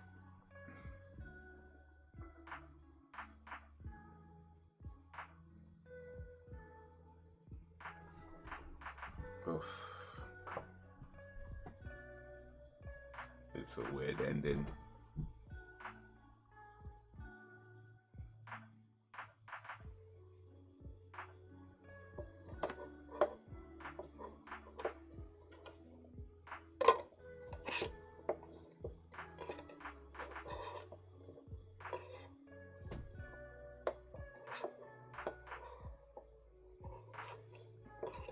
Do you?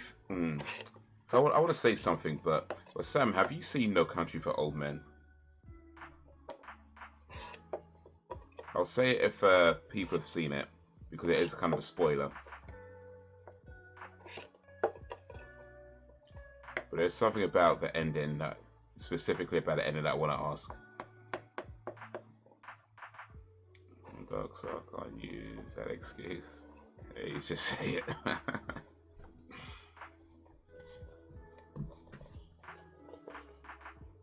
Alright. Well, this is a spoiler for No Country for Old Men, so might want, if you haven't seen it, if you don't want to be spoiled, then maybe put your fingers in your ears for a little while. Alright, cool. Alright, so here's what I want to ask, Jake, so, as you see it, especially seen it recently.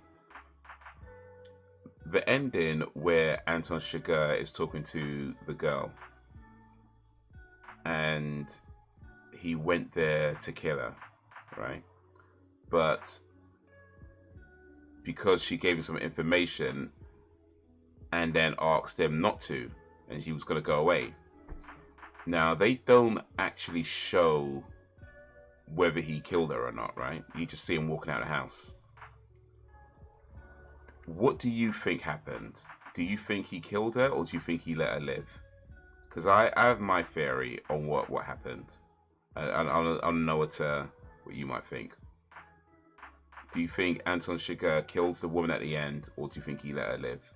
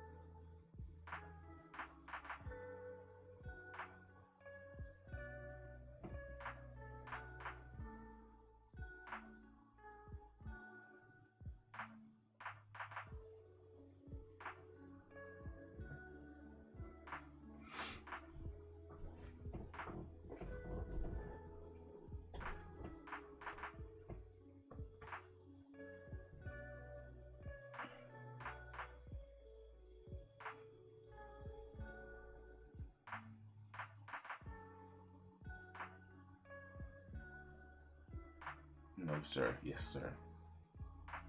Off the record.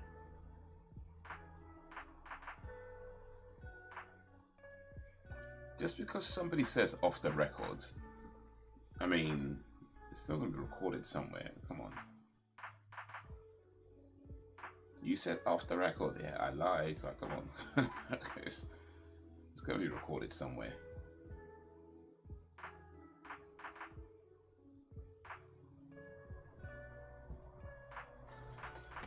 Oh, I have a theory. Wait, did you write yours? Because it didn't show up if you did. Oh, wait. He's a cold-blooded murderer. He definitely killed her. Okay, for some reason that didn't show up initially, but I see it now. I see it now. Yes, no, I do think he killed her. And I think there's a very distinct clue as to the fact that as to him killing her. Because if you remember when he walked out the house, the very first thing he does is check the bottom of his shoes. Like he lifts up his foot up to check the bottom of his shoes. And I think that's the giveaway that he killed her. Because throughout the movie, if you notice, anytime he killed somebody or anytime there was like something dirty on the floor or blood on the floor, he made sure to not get it on his shoes. Like he'd always like step away, like when the blood was coming towards him, he'd step away. He was very like particular about not getting anything on his shoes. So I think when he walked out the house, the fact that he checked the bottom of his shoes was the giveaway that he killed her. That's so yeah, I think he did. I think he killed her anyway, and I think that was the clue as to all the nods to suggest that he did.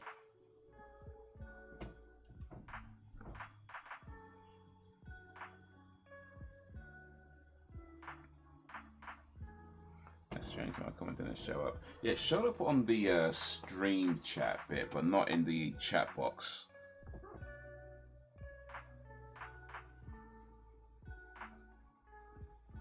Yeah, if you watch that film again, or I don't know, maybe just skip to that bit, but yeah, he steps out of the house, and the very first thing he does is check the bottom of his shoes. And then if you look at other scenes where he's killed somebody, or any other scene where there's been something dirty on the floor or whatever, yeah, he would always be very particular to not get anything on his shoes.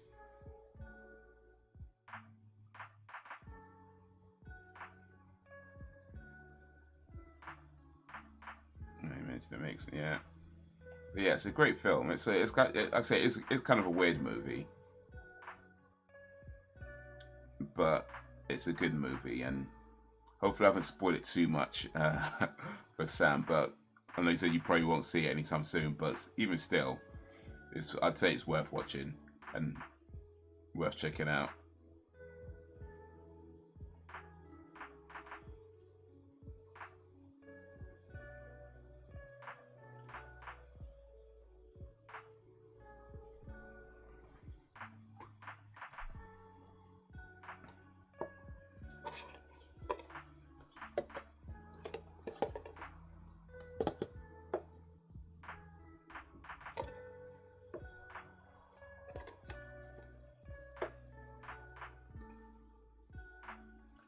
What's your favorite Coen Brothers movie? I don't know. I'm not sure how many Coen Brothers movies I've seen. Let me look them up real quick. Let's see what films they've done.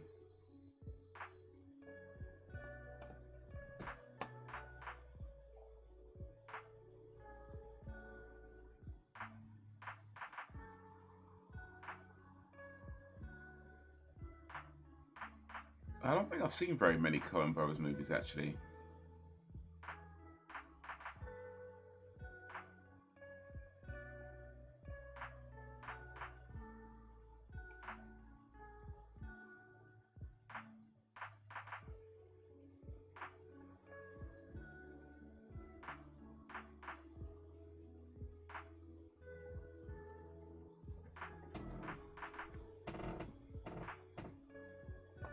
Yeah, I'm not sure I've seen many. I've seen Darkman.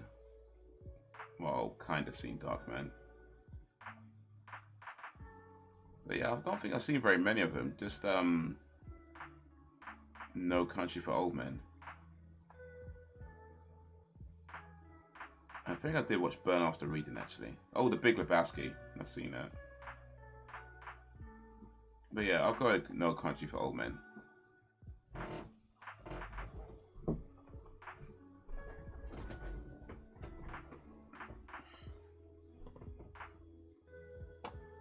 The Gargoyle.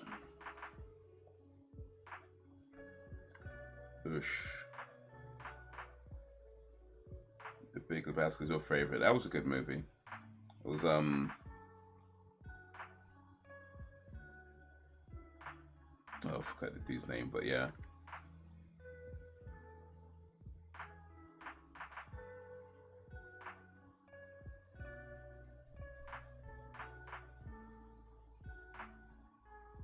John Goodman is what I'm thinking of.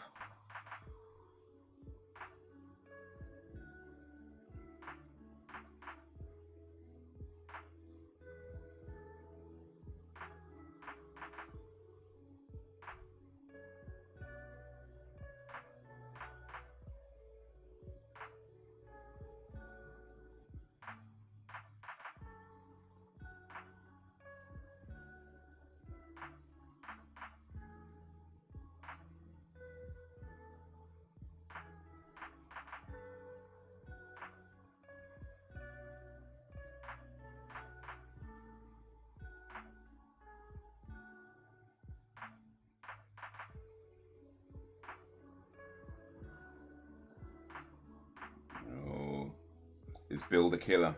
But why would he?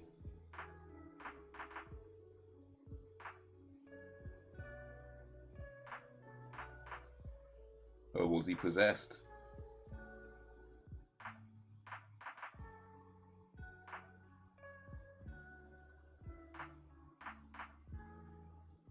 Jeff Bridges, Steve Buscemi, Philip Seymour Hoffman, great cast. Yeah, Philip Seymour Hoffman. Yeah, rest in peace.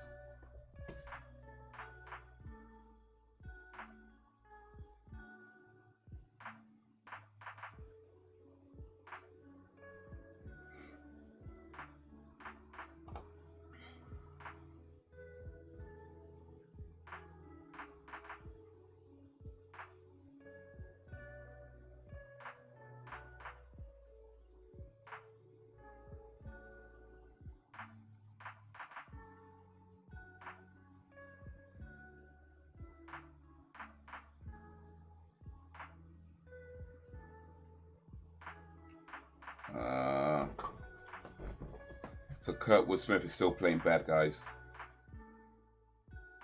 How did Hoffman die? I don't know the cause of death. But he died some years back now.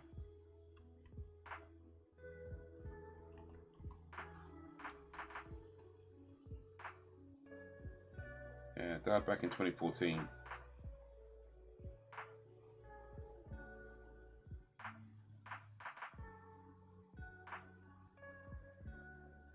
But yeah, no, he was a good actor though. Like the films that he was in, like he was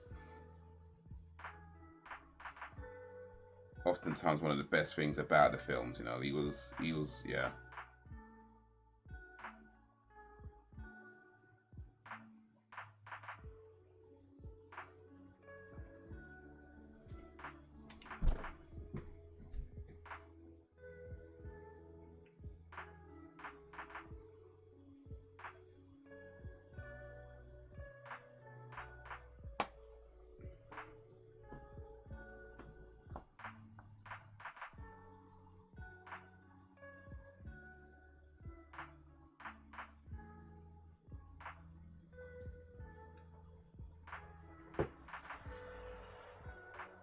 Oh, excuse me.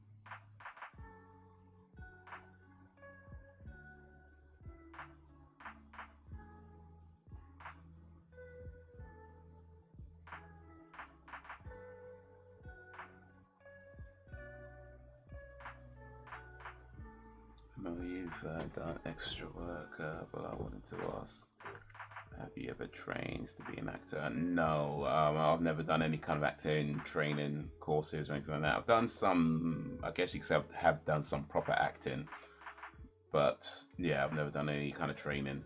And the proper acting I've done has been pretty like sort of small level type stuff. But yeah, I ain't never been to an actor school or nothing like that. Not a bad idea though.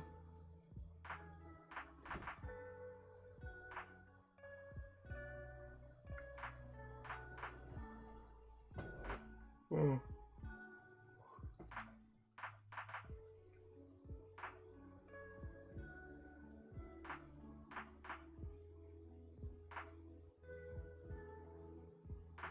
Well, that was an interesting episode. Grotesque.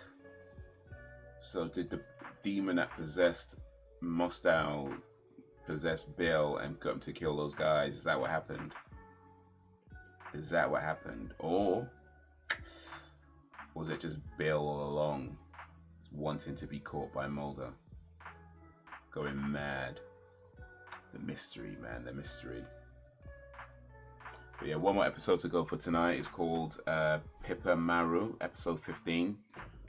So get it ready on Zero. I'll start that in just a moment or two.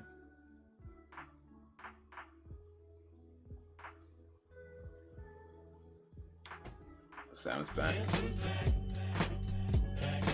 Have you got aspirations to be an actor? No, not particularly. I mean, when I was younger than I am now, my main goal was actually to be a film director, and everything else kind of came about because I was trying to direct films. So you know, I'd appear in the movies because you couldn't always get actors to be in the movies. I started editing because it was cheap to do it myself than to hire somebody. You know, I started, you know, everything else kind of came because I was trying to direct movies.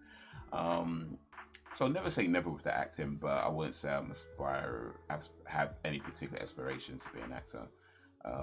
Well, outside of the, oh, it would be cool to be in a movie, right? I think everybody would be like, if you get offered a chance of being like an action movie, of course you're gonna take it, right?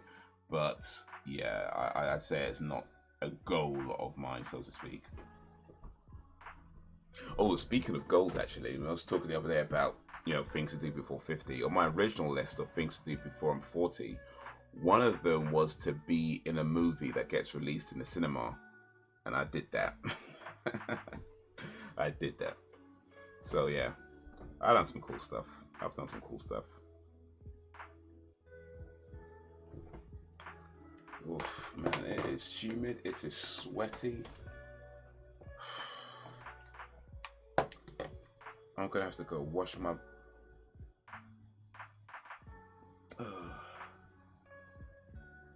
I'm gonna have to go wash my batty crease. Oof. Oof. Can't be sweating like this, man. Oof, that is mad. What directors are you found? The kitchen's going okay. Oh, going okay. It's been taking long. It's still not done yet. But it's not a whole lot to go. It's just, I don't know what their schedule is. I don't know. But there's a few things to sort of do. But hopefully this week it be either pretty much done or mostly done or whatever. But yeah, it might still be a little while before we can actually use it because it needs to be painted, and that's a whole separate thing. And yeah, it's just long right now. Just long. You know, I need to show us a new kitchen. Oh, yeah, I mean, I'm sure it will look all nice once it's done, but it's just, can it be done? You know what I mean? Can it be done? What directors am I a fan of? Let's see. I would say Akira Kurosawa. I mean, kind of old school, but we'll start there. Oof. John Woo. Christopher Nolan, yeah. Tarantino. More recent, I guess, Ryan Coogler. I think he's done some really good work in recent years.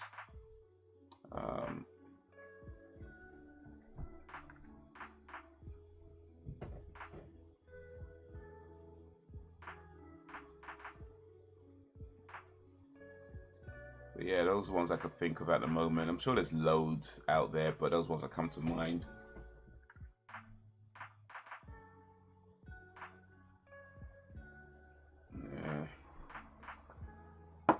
Yeah, and that's expensive getting a kitchen done, actually. Like, if I had to pay for it all by myself, it might be a different story. But I don't, so it's not so bad. It's still expensive, still a lot, but you know, lessens the burden. Yeah, new kitchen. What's your culinary skills like? I mean, I could make cereal.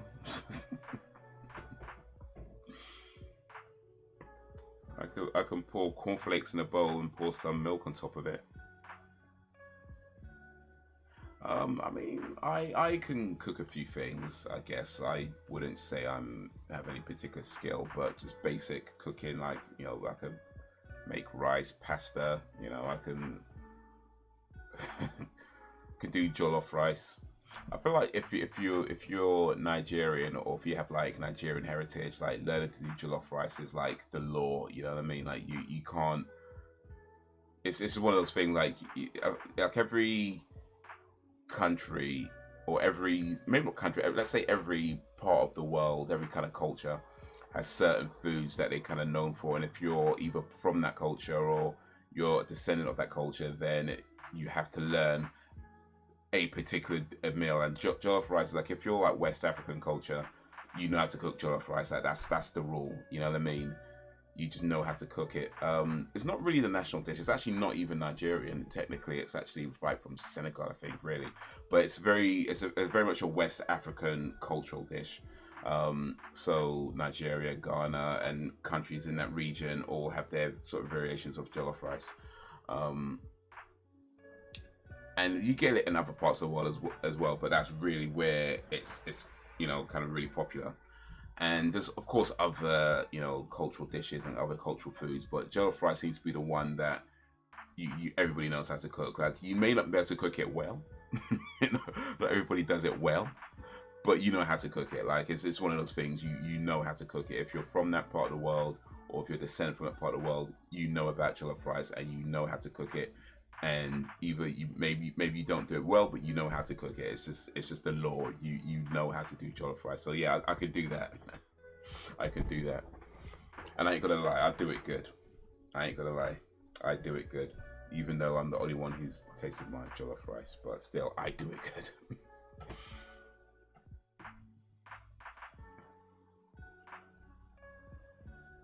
White people culture don't season food. Apparently, I can't stand white people culture.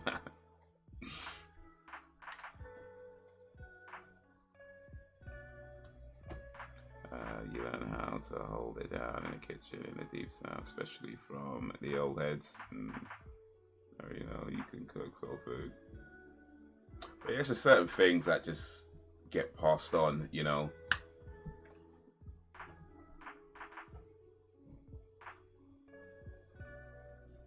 But yeah, I was watching a video though. Like they were saying, because there's that kind of thing about how white people don't season food, but I feel like I'm not sure that's entirely true. Like it's maybe British white people season food, like. But because when you think about it, like Kentucky Fried Chicken, 11 herbs and spices, like the was it like the Colonel? You know what I mean? Like there's definitely like cultures out there, and actually come to think of it, they're probably more Southern American cultures, aren't they? I think those are more Southern American cultures where they do it. So like, yeah, maybe it's just those guys. My bad. Never mind. Never mind. Never mind. It's just Southern American white guys. Everybody else, okay, okay.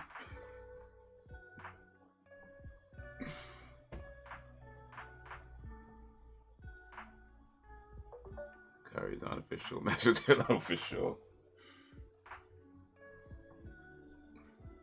Anything from Greg's. I said that's bullshit until I let it off for not seasoning food. Oof. You gotta put something on it, man. Gotta put something. Put some pepper. Put some. Something. I don't know, man. Just put something on it.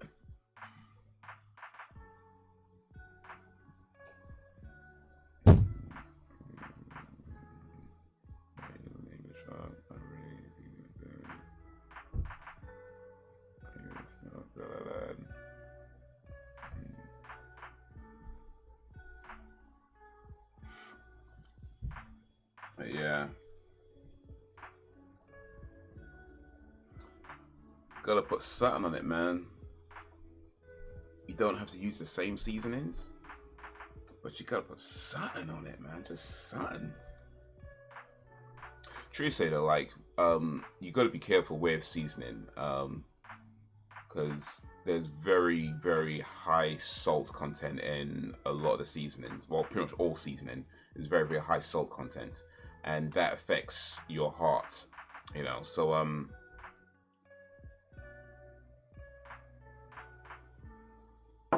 So too much salt in your diet could cause heart disease. So you gotta be careful with that. It's good to season your food, but yeah.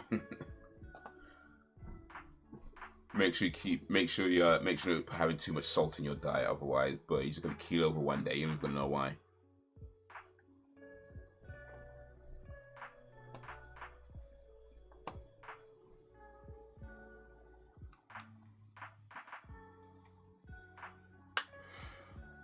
All right, let's get this next episode started. This is episode 15, Pippa Maru. Hope you're ready on 0 because we're about to go 3, 2, 1, play. And in 3, 2, 1, play. I don't know about over there, but over here it's confirmed. Play base season foods. Lord, no, just about it for whenever my folks go to cook out no reason potato salad. Which probably contributes to blood pressure and oh yeah, for sure. No. Yeah, that's part of it. That's actually I know you put an LOL at the end, but yeah, that is actually true. It is actually true. That is actually true. Yeah, what culture will have me though? I don't fit in with anyone. I'll just start my own. Sam culture.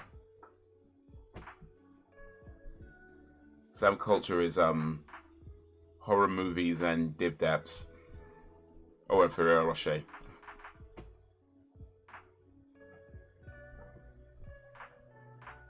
Think about the whole no raisin potato salad thing though. Like, why would you put raisins in anything? Like, raisins are awful. I mean, raisins are the type of thing that you eat just because it's like, you know, supposed to be healthy or whatever. But like, why would you actually choose to eat raisins? Like, you know what I mean?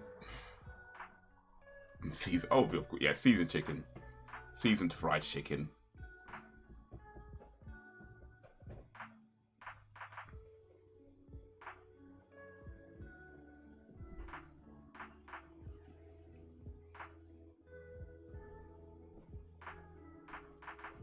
I mean, if you're talking about athletic people, that's not a race thing. That's just like, I mean, you probably find that people who are quite athletic are not eating a lot of that stuff. Like, it's not to say that you can't ever eat seasoned food. By the way, let me be clear. I'm not saying you can never eat seasoned food. But if you're an athlete or any kind of like sports guy or fit, strong, that sort of thing, you're not eating a lot of salt in your food. Like, you're having a very, like, I don't know if you know this, but like, athletes' diets are ridiculous. That's why when you see these adverts with like, some runner talking about, oh, I do this and you can do it. Nah, the diets that athletes are on are ridiculous. Like, they're not normal people diets at all. They are not normal people diets. They're not eating fried chicken every other day. They're not doing that. Like, they're very kind of like regimented about how much this they can have, when they can have it, when they're training, when they're eating.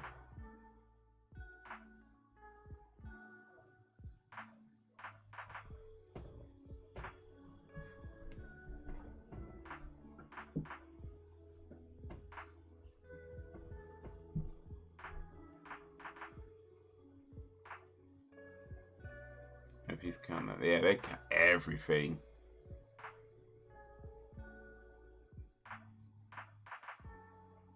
But they have to, because like, you're training at such a high level, you have to be like, in that mindset of knowing exactly what you're eating, what it's doing for you. And of course, you're gonna have your breaks when maybe outside of competition season, maybe you can relax your diet a little bit.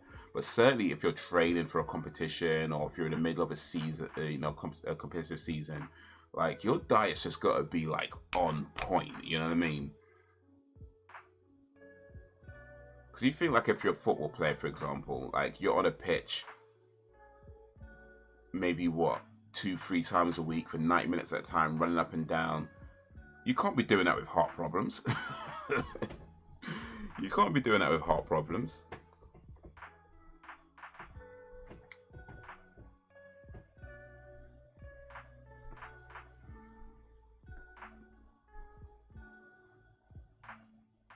I used to be a sprinter and I did bodybuilding, so I had to do that. Yeah. sure you get all the right protein intake. Checking the back of the packets for like how much fat is in there, how much protein's in there, all that stuff. Knowing how much you can eat, how much you burned. Hang on, I'm kind of doing that now actually. I've become one of those weirdos now. Hope not too weird, but yeah. Just said one of those things I'm missing on potatoes. I don't like them cold. Yeah, warm them up with some cheese on it.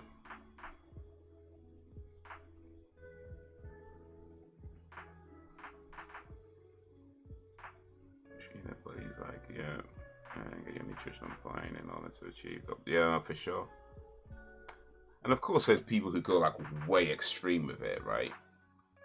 But yeah, your average athlete still needs to be pretty strict with their diet.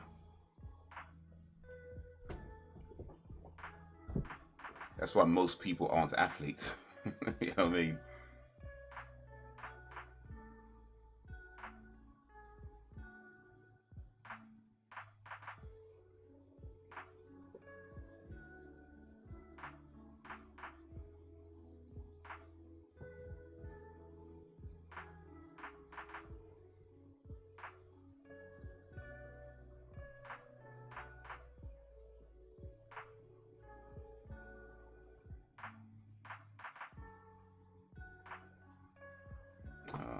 They're not gonna look for assist no more.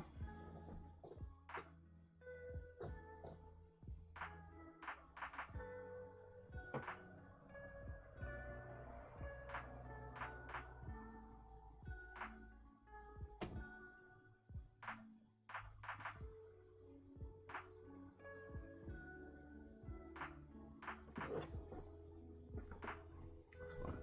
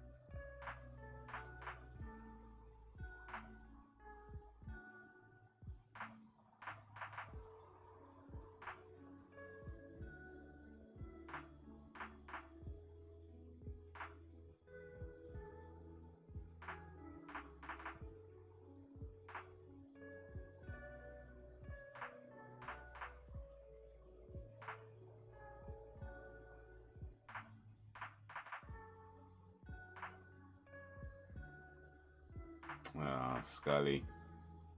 That's why I would put potatoes on the side of a salad, warm with melted butter and cheese. Oh, that sounds nice.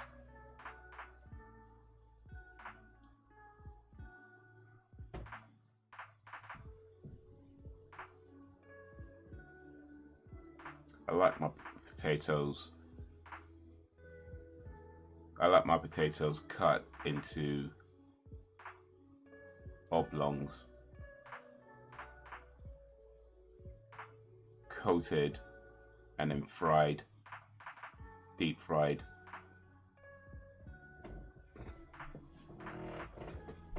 Add a little salt on it.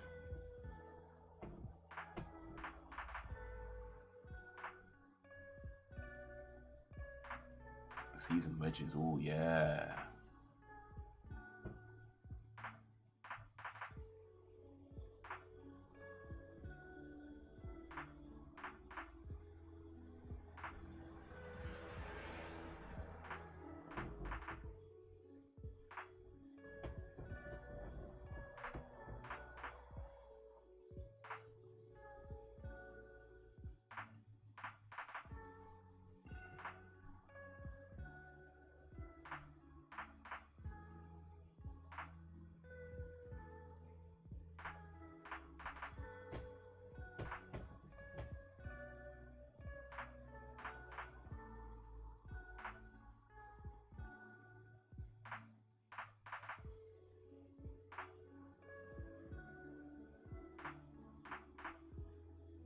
Backhoe.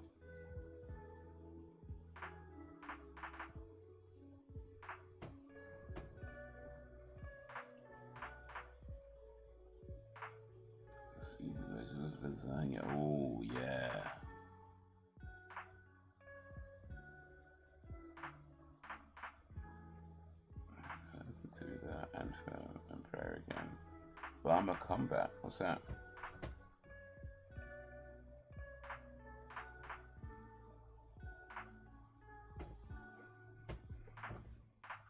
In the kitchen by the sound of it.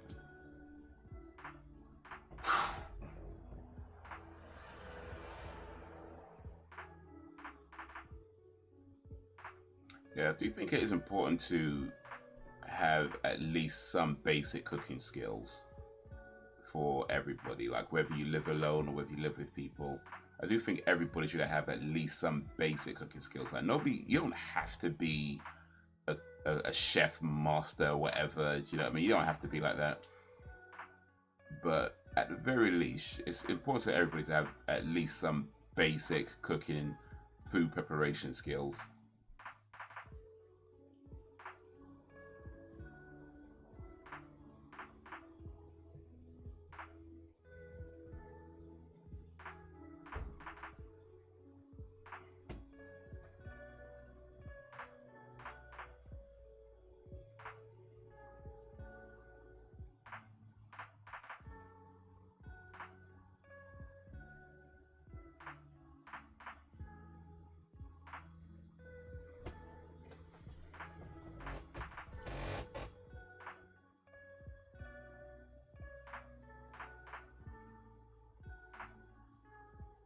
She doesn't cook. I can be bothered.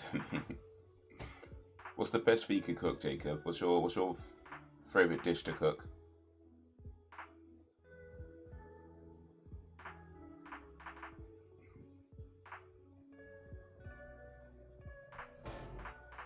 Vegetable korma. Okay, yeah, yeah. Spicy, right?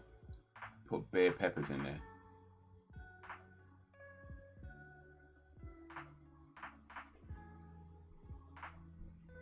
French toast, apparently. Where's French toast, by the way? I mean, is it just toast from France? Or is it like...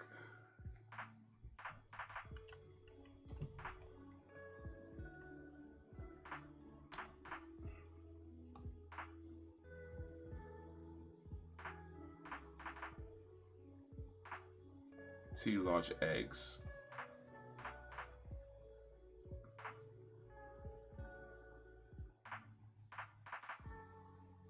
Oh, it's like they call it eggy bread.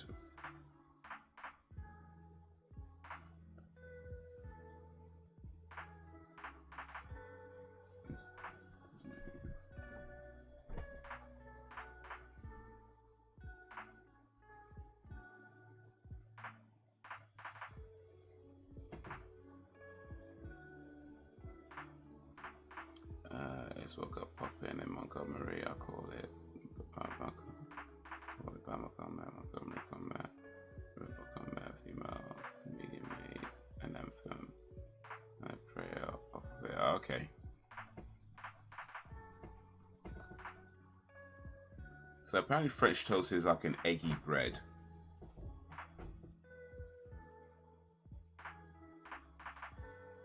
And there's a recipe on how to cook it on the BBC Good Food website. What do I cook best? I don't know. Probably jollof rice. I think I'm gonna say jollof rice. I think that's out of all the things I think I can cook. That's probably the one I feel like I do the best. I'm not saying I make the best jollof rice. I'm just saying out of all the things I can cook, I feel like that's what I do the best.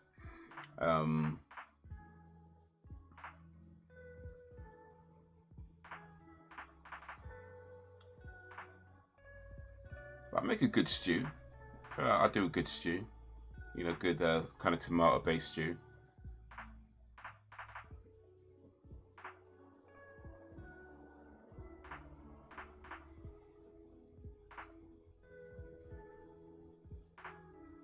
I'm cooking mac and cheese with extra cheese.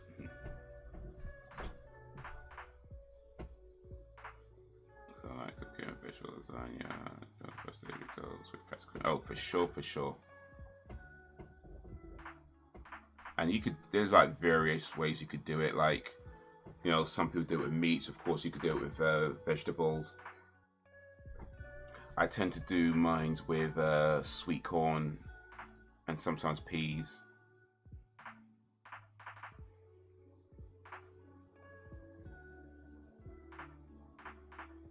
But I like it spicy though.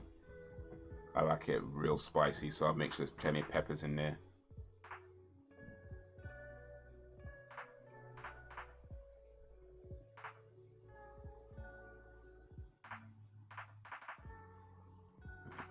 Eggs, milk, sugar, always kind of salted caramel flavor, whisk, and Nutella and peanut butter. I'll make it as a sandwich, dip it, and make some fry. Sam just gave away some secrets right there. You might want to copyright that before it's too late. Get that trademarked.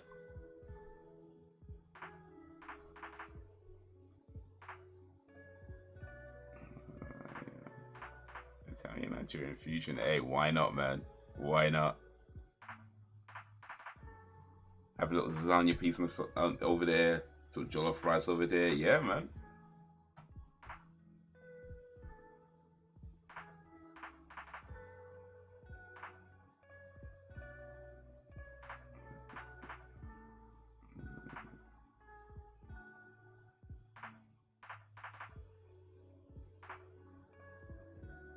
The spirits of Django Unchained. Okay. The spirit of Django Unchained, yeah. Alright.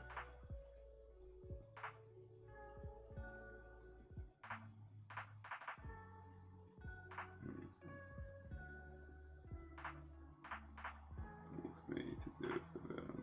Unless that, do it yourself.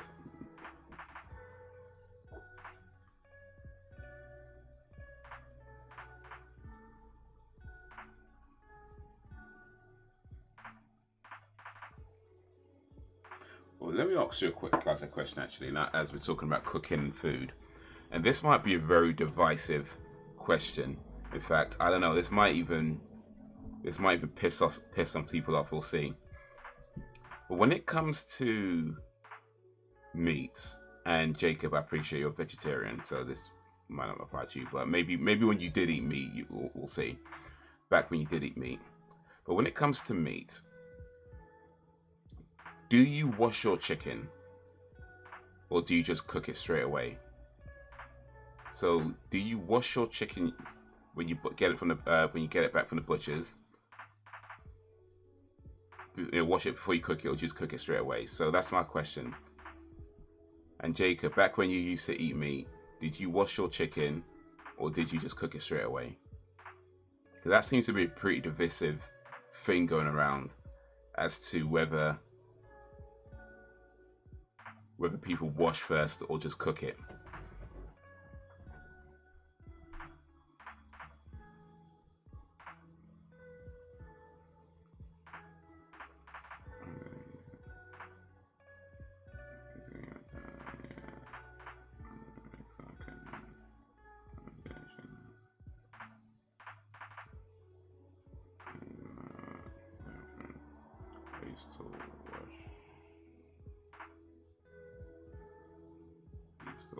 And burn off the feathers they miss. Yep.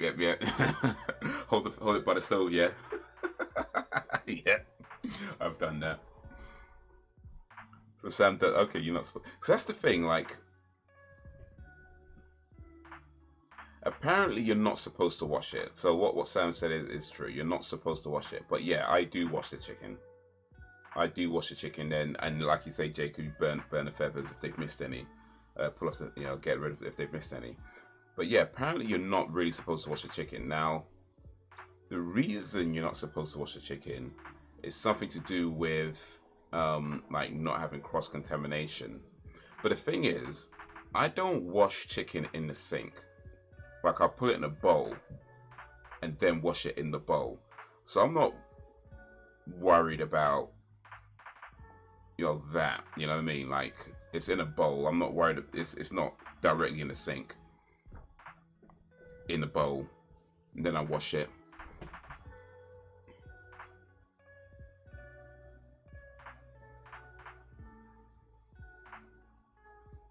Maybe rub some lemon on it.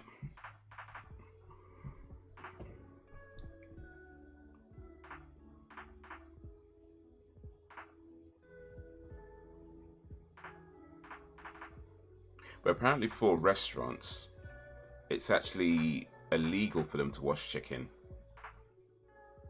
So they have to just cook it right like that.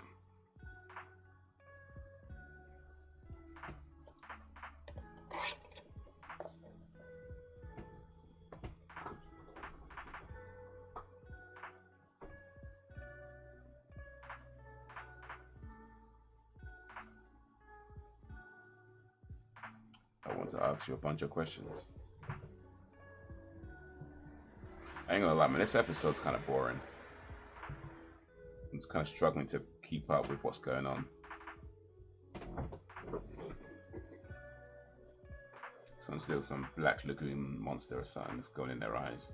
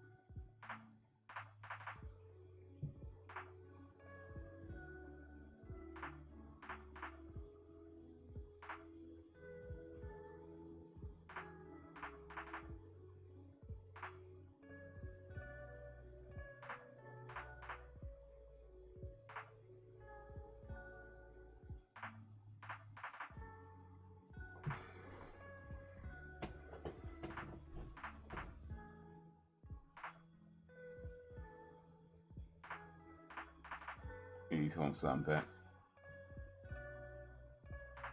What's that issue? Always get the blood and have an issue of it.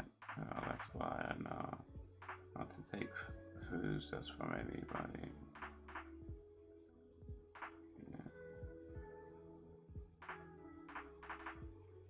Yeah, get all them little guts and things.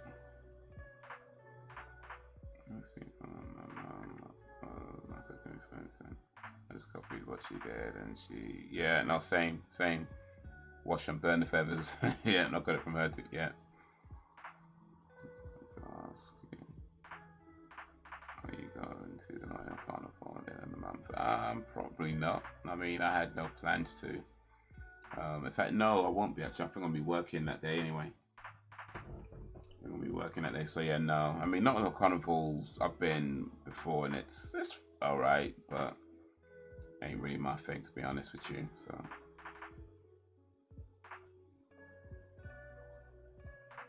But oh, you're going then, Jakes.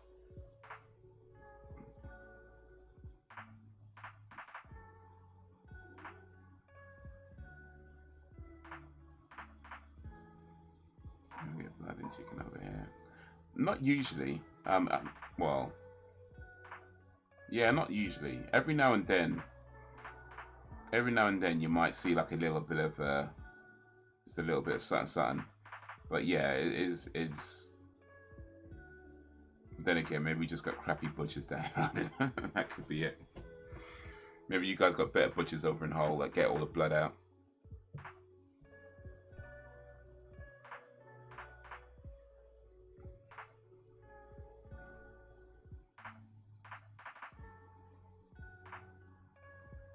But yeah, and it's rare you get any kind of meats that still has blood in it. But every now and then, yeah, It should be drained completely, but you might see once in a while it's like, y'all didn't do your job properly.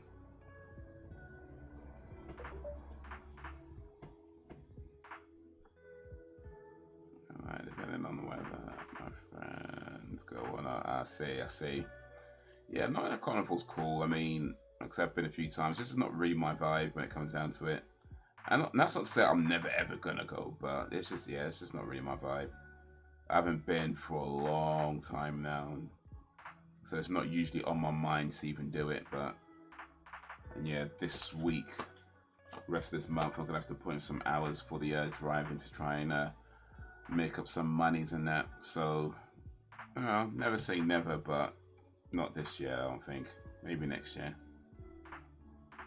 It's this Sunday, isn't it? Like this Saturday, this Sunday and Monday, I think, isn't it?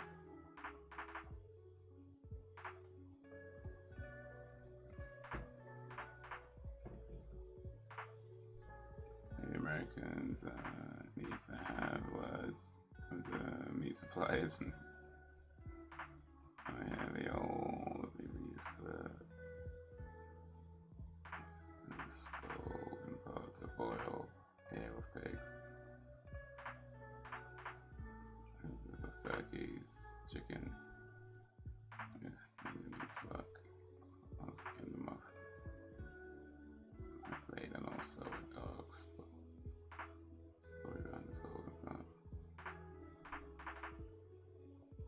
You guys eat black pudding? I've never eaten black pudding. And I have no intention of ever trying it. I couldn't have seen black pudding.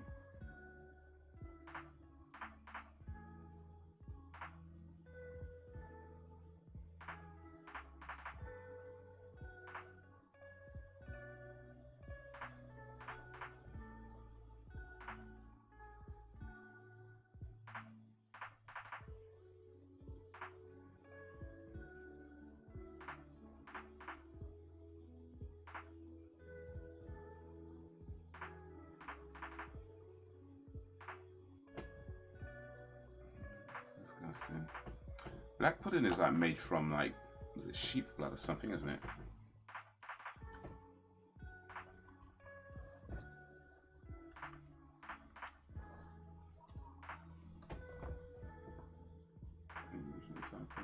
Blood sausage origins made from pork, beef blood, pork fat. But there's a lot of pork in there, so I'm definitely not eating it. I'm definitely not eating it. But yeah, nah. That looks awful, sounds awful. I'm good. I'm good.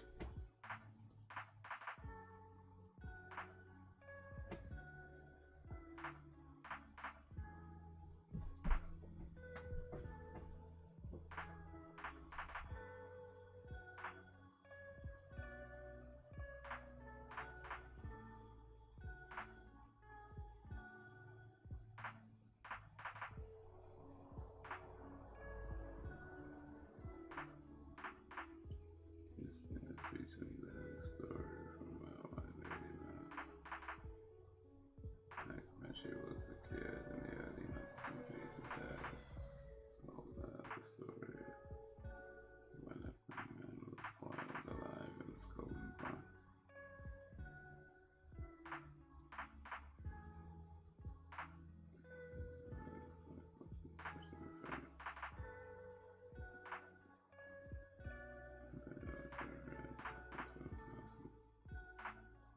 It's a staple. A staple. Yeah, because you probably want to staple your mouth shut afterwards. After you eat it, you're like, oh, I mean, never eat anything again. But yeah, now some horrible things happen in history, man. We learn from the past so that we may not repeat it.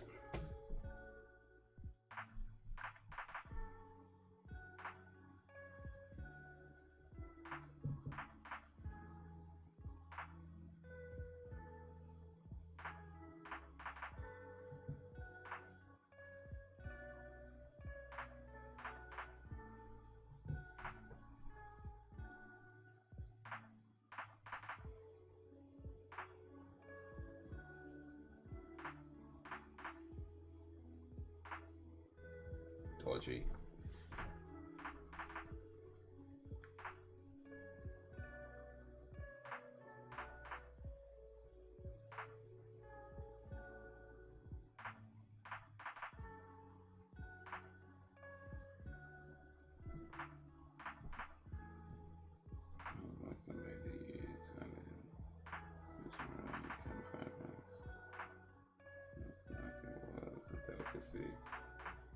Delicacy.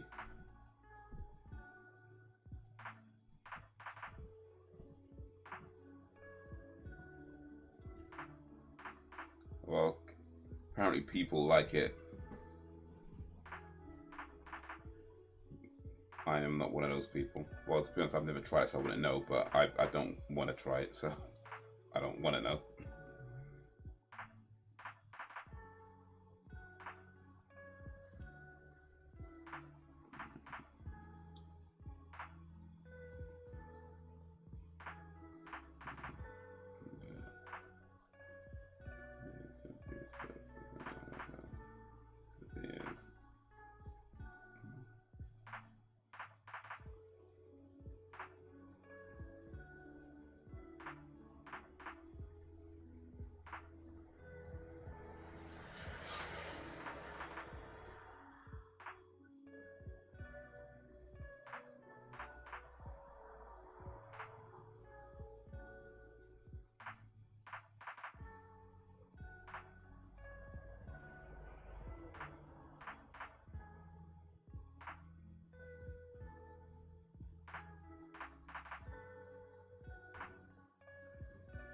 What was that, Marco Booker?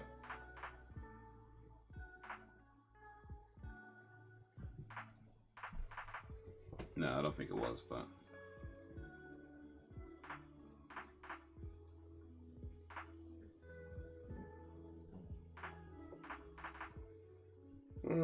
Excuse me.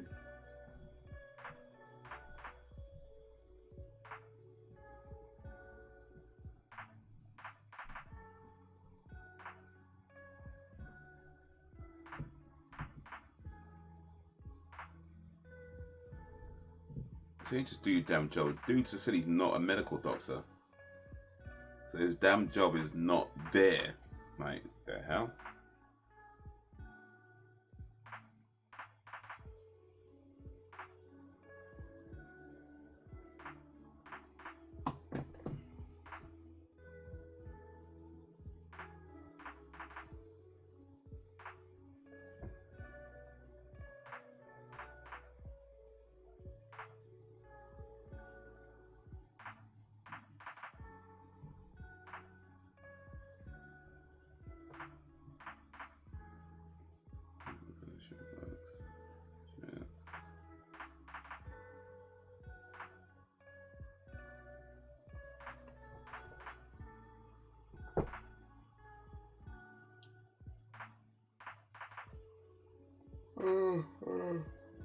Excuse me. Oh, but it's like 11 minutes to go this.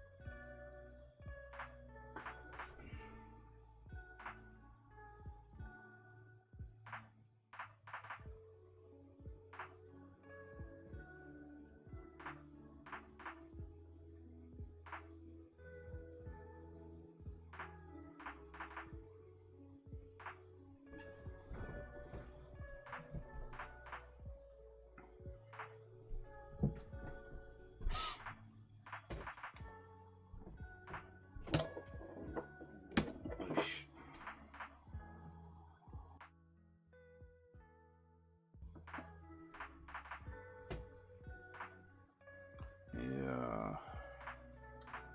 This episode just feels like it's dragging.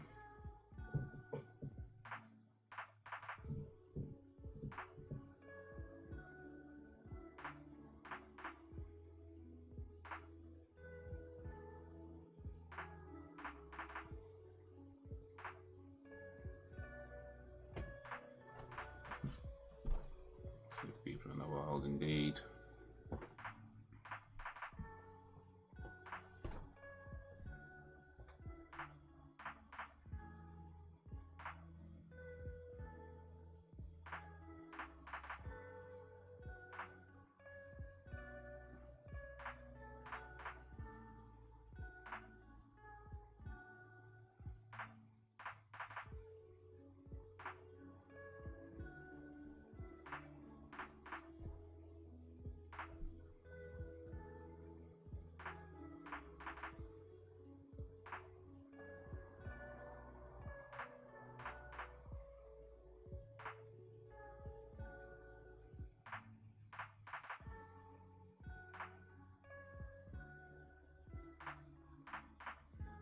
Ooh. Mulder has no jurisdiction in Hong Kong.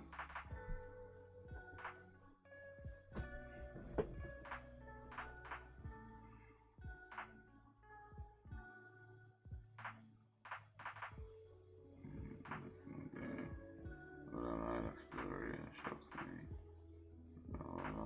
legal went on in history. The 70s, wow.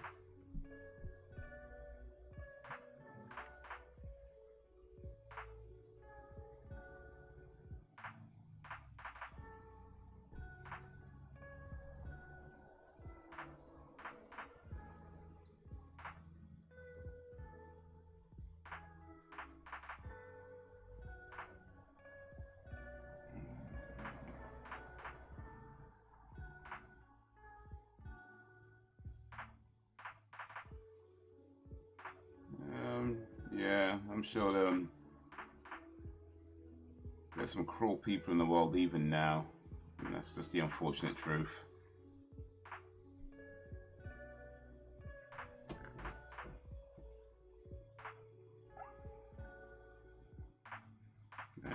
Learn from history so that we may not repeat it.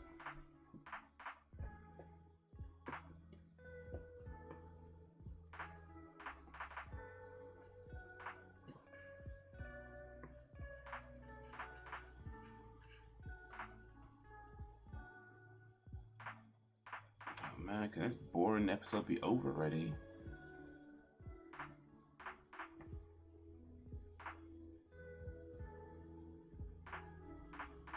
It's 16, 17, 18 next week.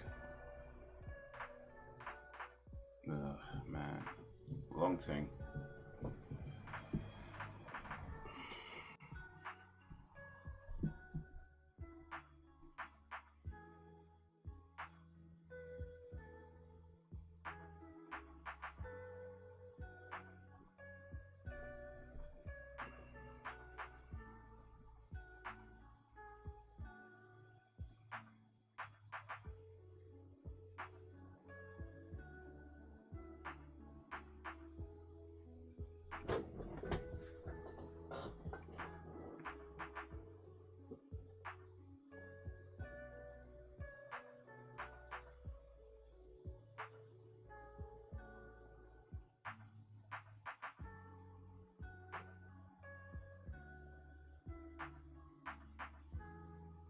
It does seem like, I don't know, maybe this is just my outsider looking in perspective, but it does seem like large parts of America are still very segregated.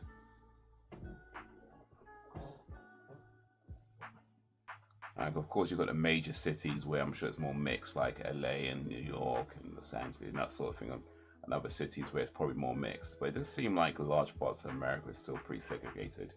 At least that's how it seems from, like I say, outside looking in perspective.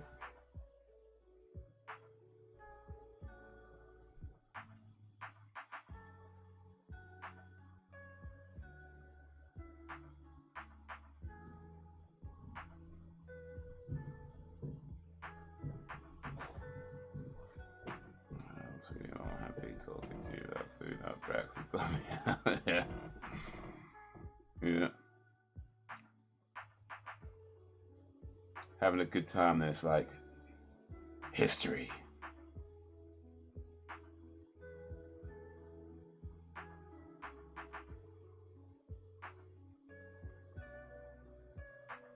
Oh, Skinner got shot.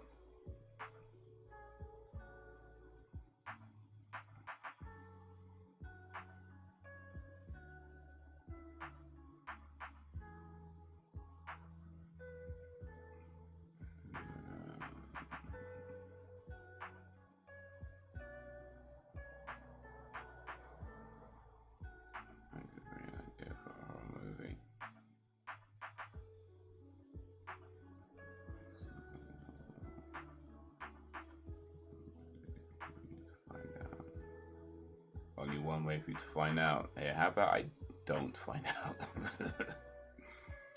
How about we don't?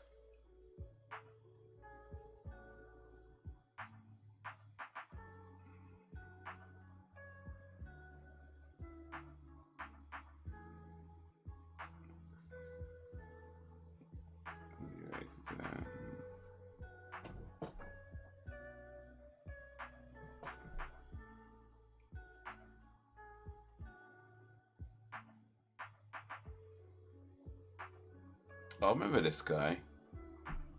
I remember this guy.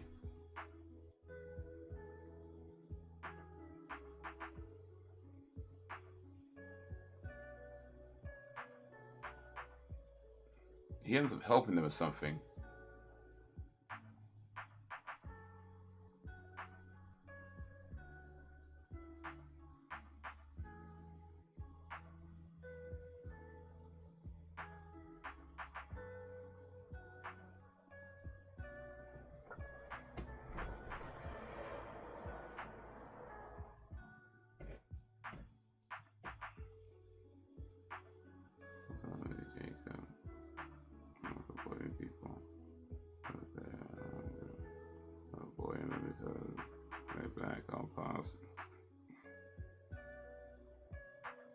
Yeah, maybe don't make that movie.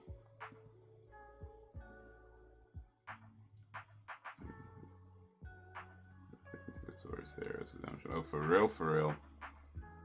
Can't be wandering around. What's it, all these? Was it Red Dawn, Sunset, whatever? All them things. You say hello to somebody and he starts getting pissed off at you, shoves a gun in your face. It's like, raw. Yeah, man.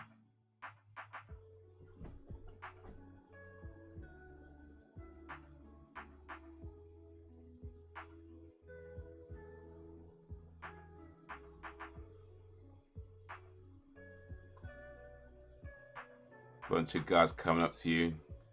Big, burly, bearded dudes coming up to you talking about, we don't like no visitors around these parts.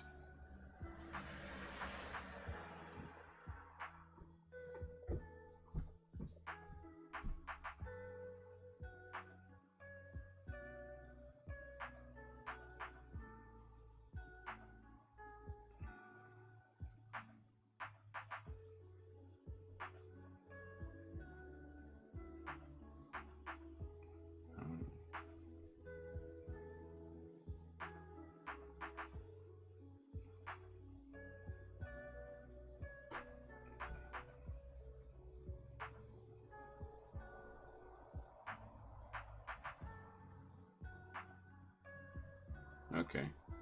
Maybe he doesn't end up helping him.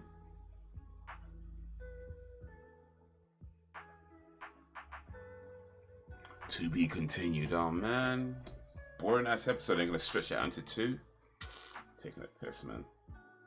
I ain't gonna lie, that episode was kind of boring. Now maybe I was just struggling to pay attention to what was going on. Maybe it's because it's the 3rd episode of the evening and it gets to that point where your attention kind of drifts a little bit and it's harder to focus. And then of course I'm reading the chat, so it's kind of hard to focus anyway. So maybe that's part of it. But yeah, that episode did feel a bit boring to me. That felt a bit boring to me. But anyway, 2 good episodes at least, so we did alright today. And possibly a 3rd good one, but I wouldn't know. Alrighty. Oof.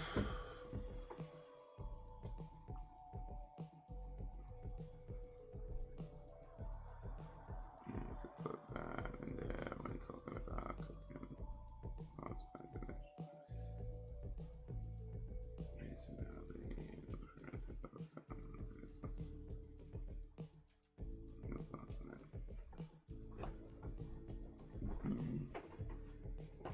But yeah, now the way some of these places, like I say, like the way you describe these places, is like nah,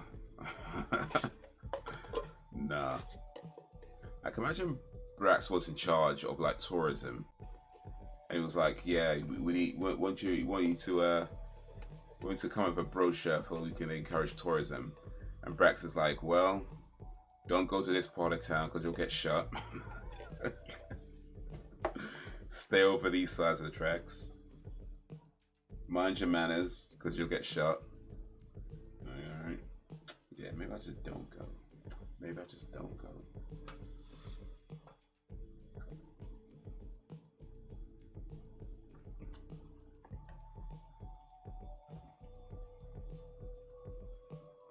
There is an Aver-branded town. A place to go and stay away from. The game, but not played it.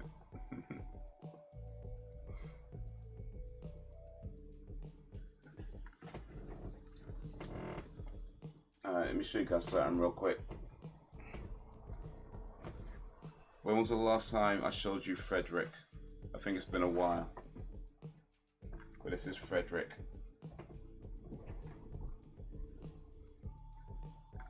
Frederick's gotten real big. And I've had to put some supports around him. Yeah, Frederick is over a year old now.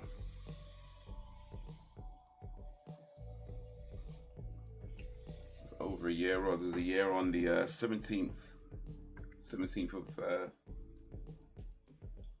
17th of July. Oh, it's a year and a month. It's been a year and a month. 17th of July. But yeah, this is Frederick a year and a month later. I'm not sure how big it is. I mean, the pot takes up quite a bit of space, but it's quite tall still, even from the soil upwards. I had to put like, oh, you can see because the camera's a bit blurry, but I have to put like these polesy sticks to help support, because these yeah, real big, but yeah. Put it away. Here we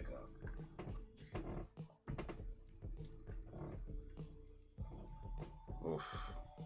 But that is, yeah, over a year.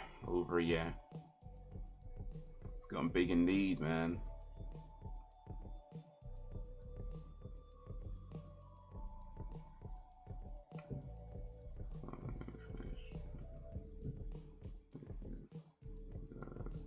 This country, nope.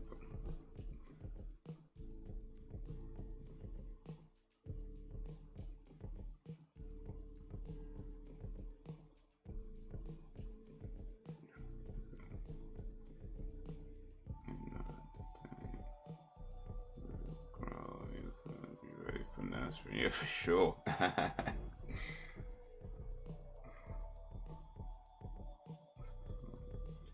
History.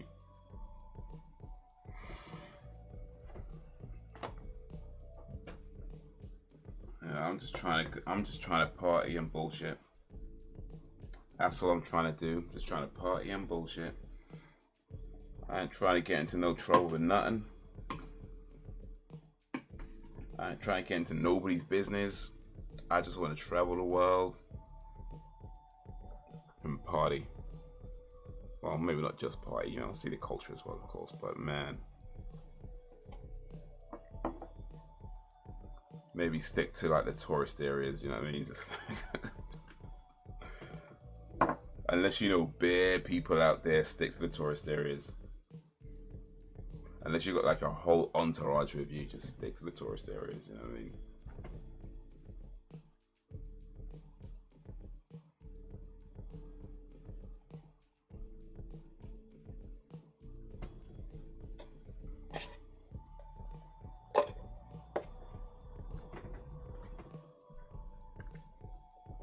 I came here to talk crap, alright, so before I moved down. Yeah. Getting all serious and all that.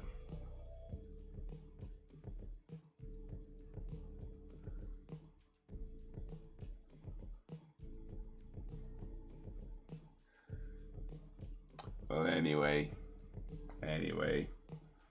next live stream should be on Thursday. So yeah, we missed last week's stream, but it should be back this Thursday playing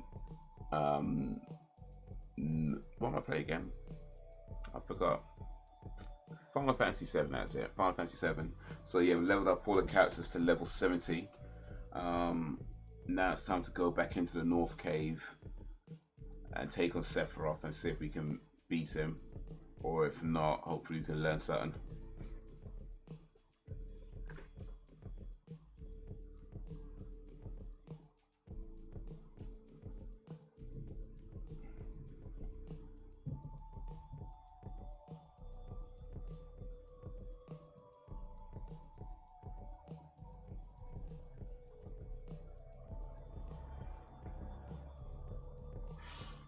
We getting into politics. Oh man.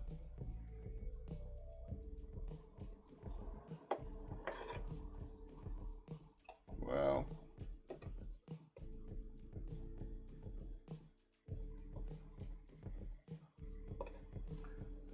I want to complete Final Fantasy 7. It's been many years. It's been many years, and I'm very close to the end. But it's so hard at the end. So yeah, I leveled up. I'm gonna try again, and we'll see how we do.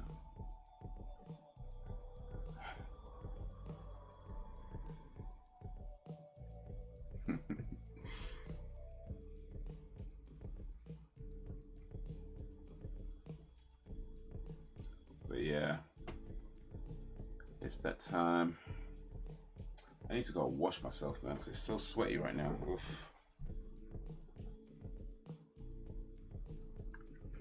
I need to go wash myself. Wash all this grime. Eesh.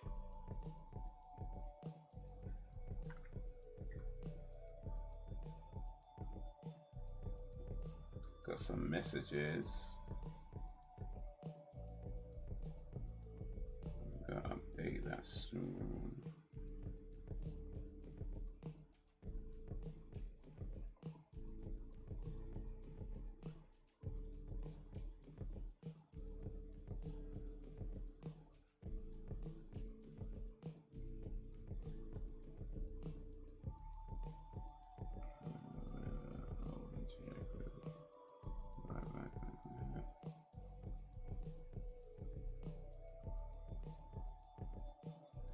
Anyway, anyway, so yeah, next one should be Thursday.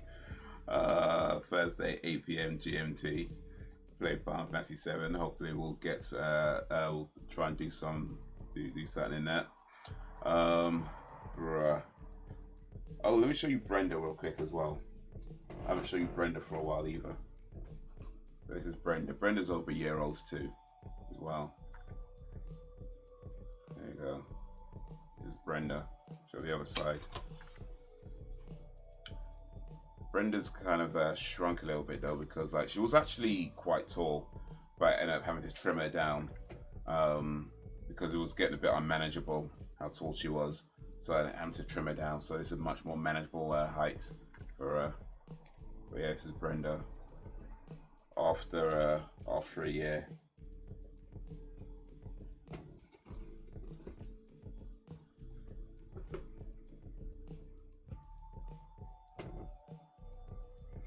Yeah, that's gonna be that's about the time to start winding down.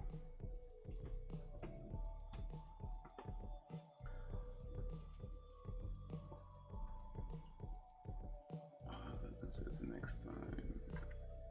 You know, I don't like them. Okay, conservatives. It might be fun. Just piss everybody off. But guys, you have been awesome as always. I appreciate you and all that you do.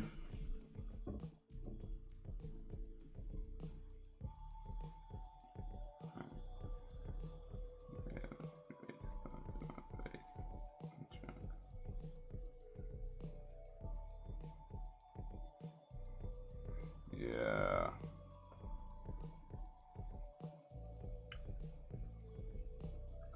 Can't lie, Brax. You're not selling this town very well. Like whoever's hiring hire you to arrange tourism is like, nah. Gonna borrow guns and stuff. Like, bro, I'm just trying to have fun. Man's got to worry about getting a bulletproof vest. I watered them whenever they dry out, which typically is every few days, maybe like 2-3 days. But it does vary. In the summer, it's more often. When the sun's out, it's more frequent. Like the soil's still moist now, so I don't need to water it just yet. So maybe tomorrow or the day afterwards, I might need to water them. But maybe every 2-3 days, I'd say. Okay. No, it might be fine. Yeah, vote conservative. And the whole time he'd be like, I can't believe he did that. I can't believe he did that.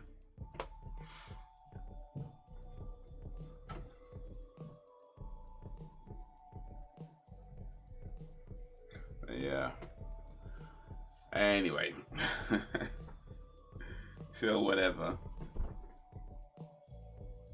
If ever.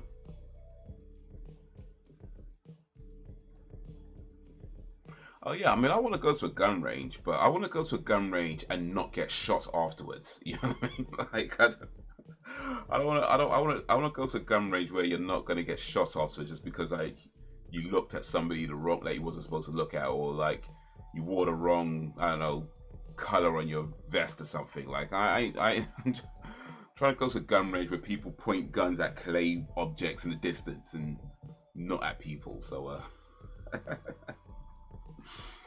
let me do that. Let me do that. But yeah.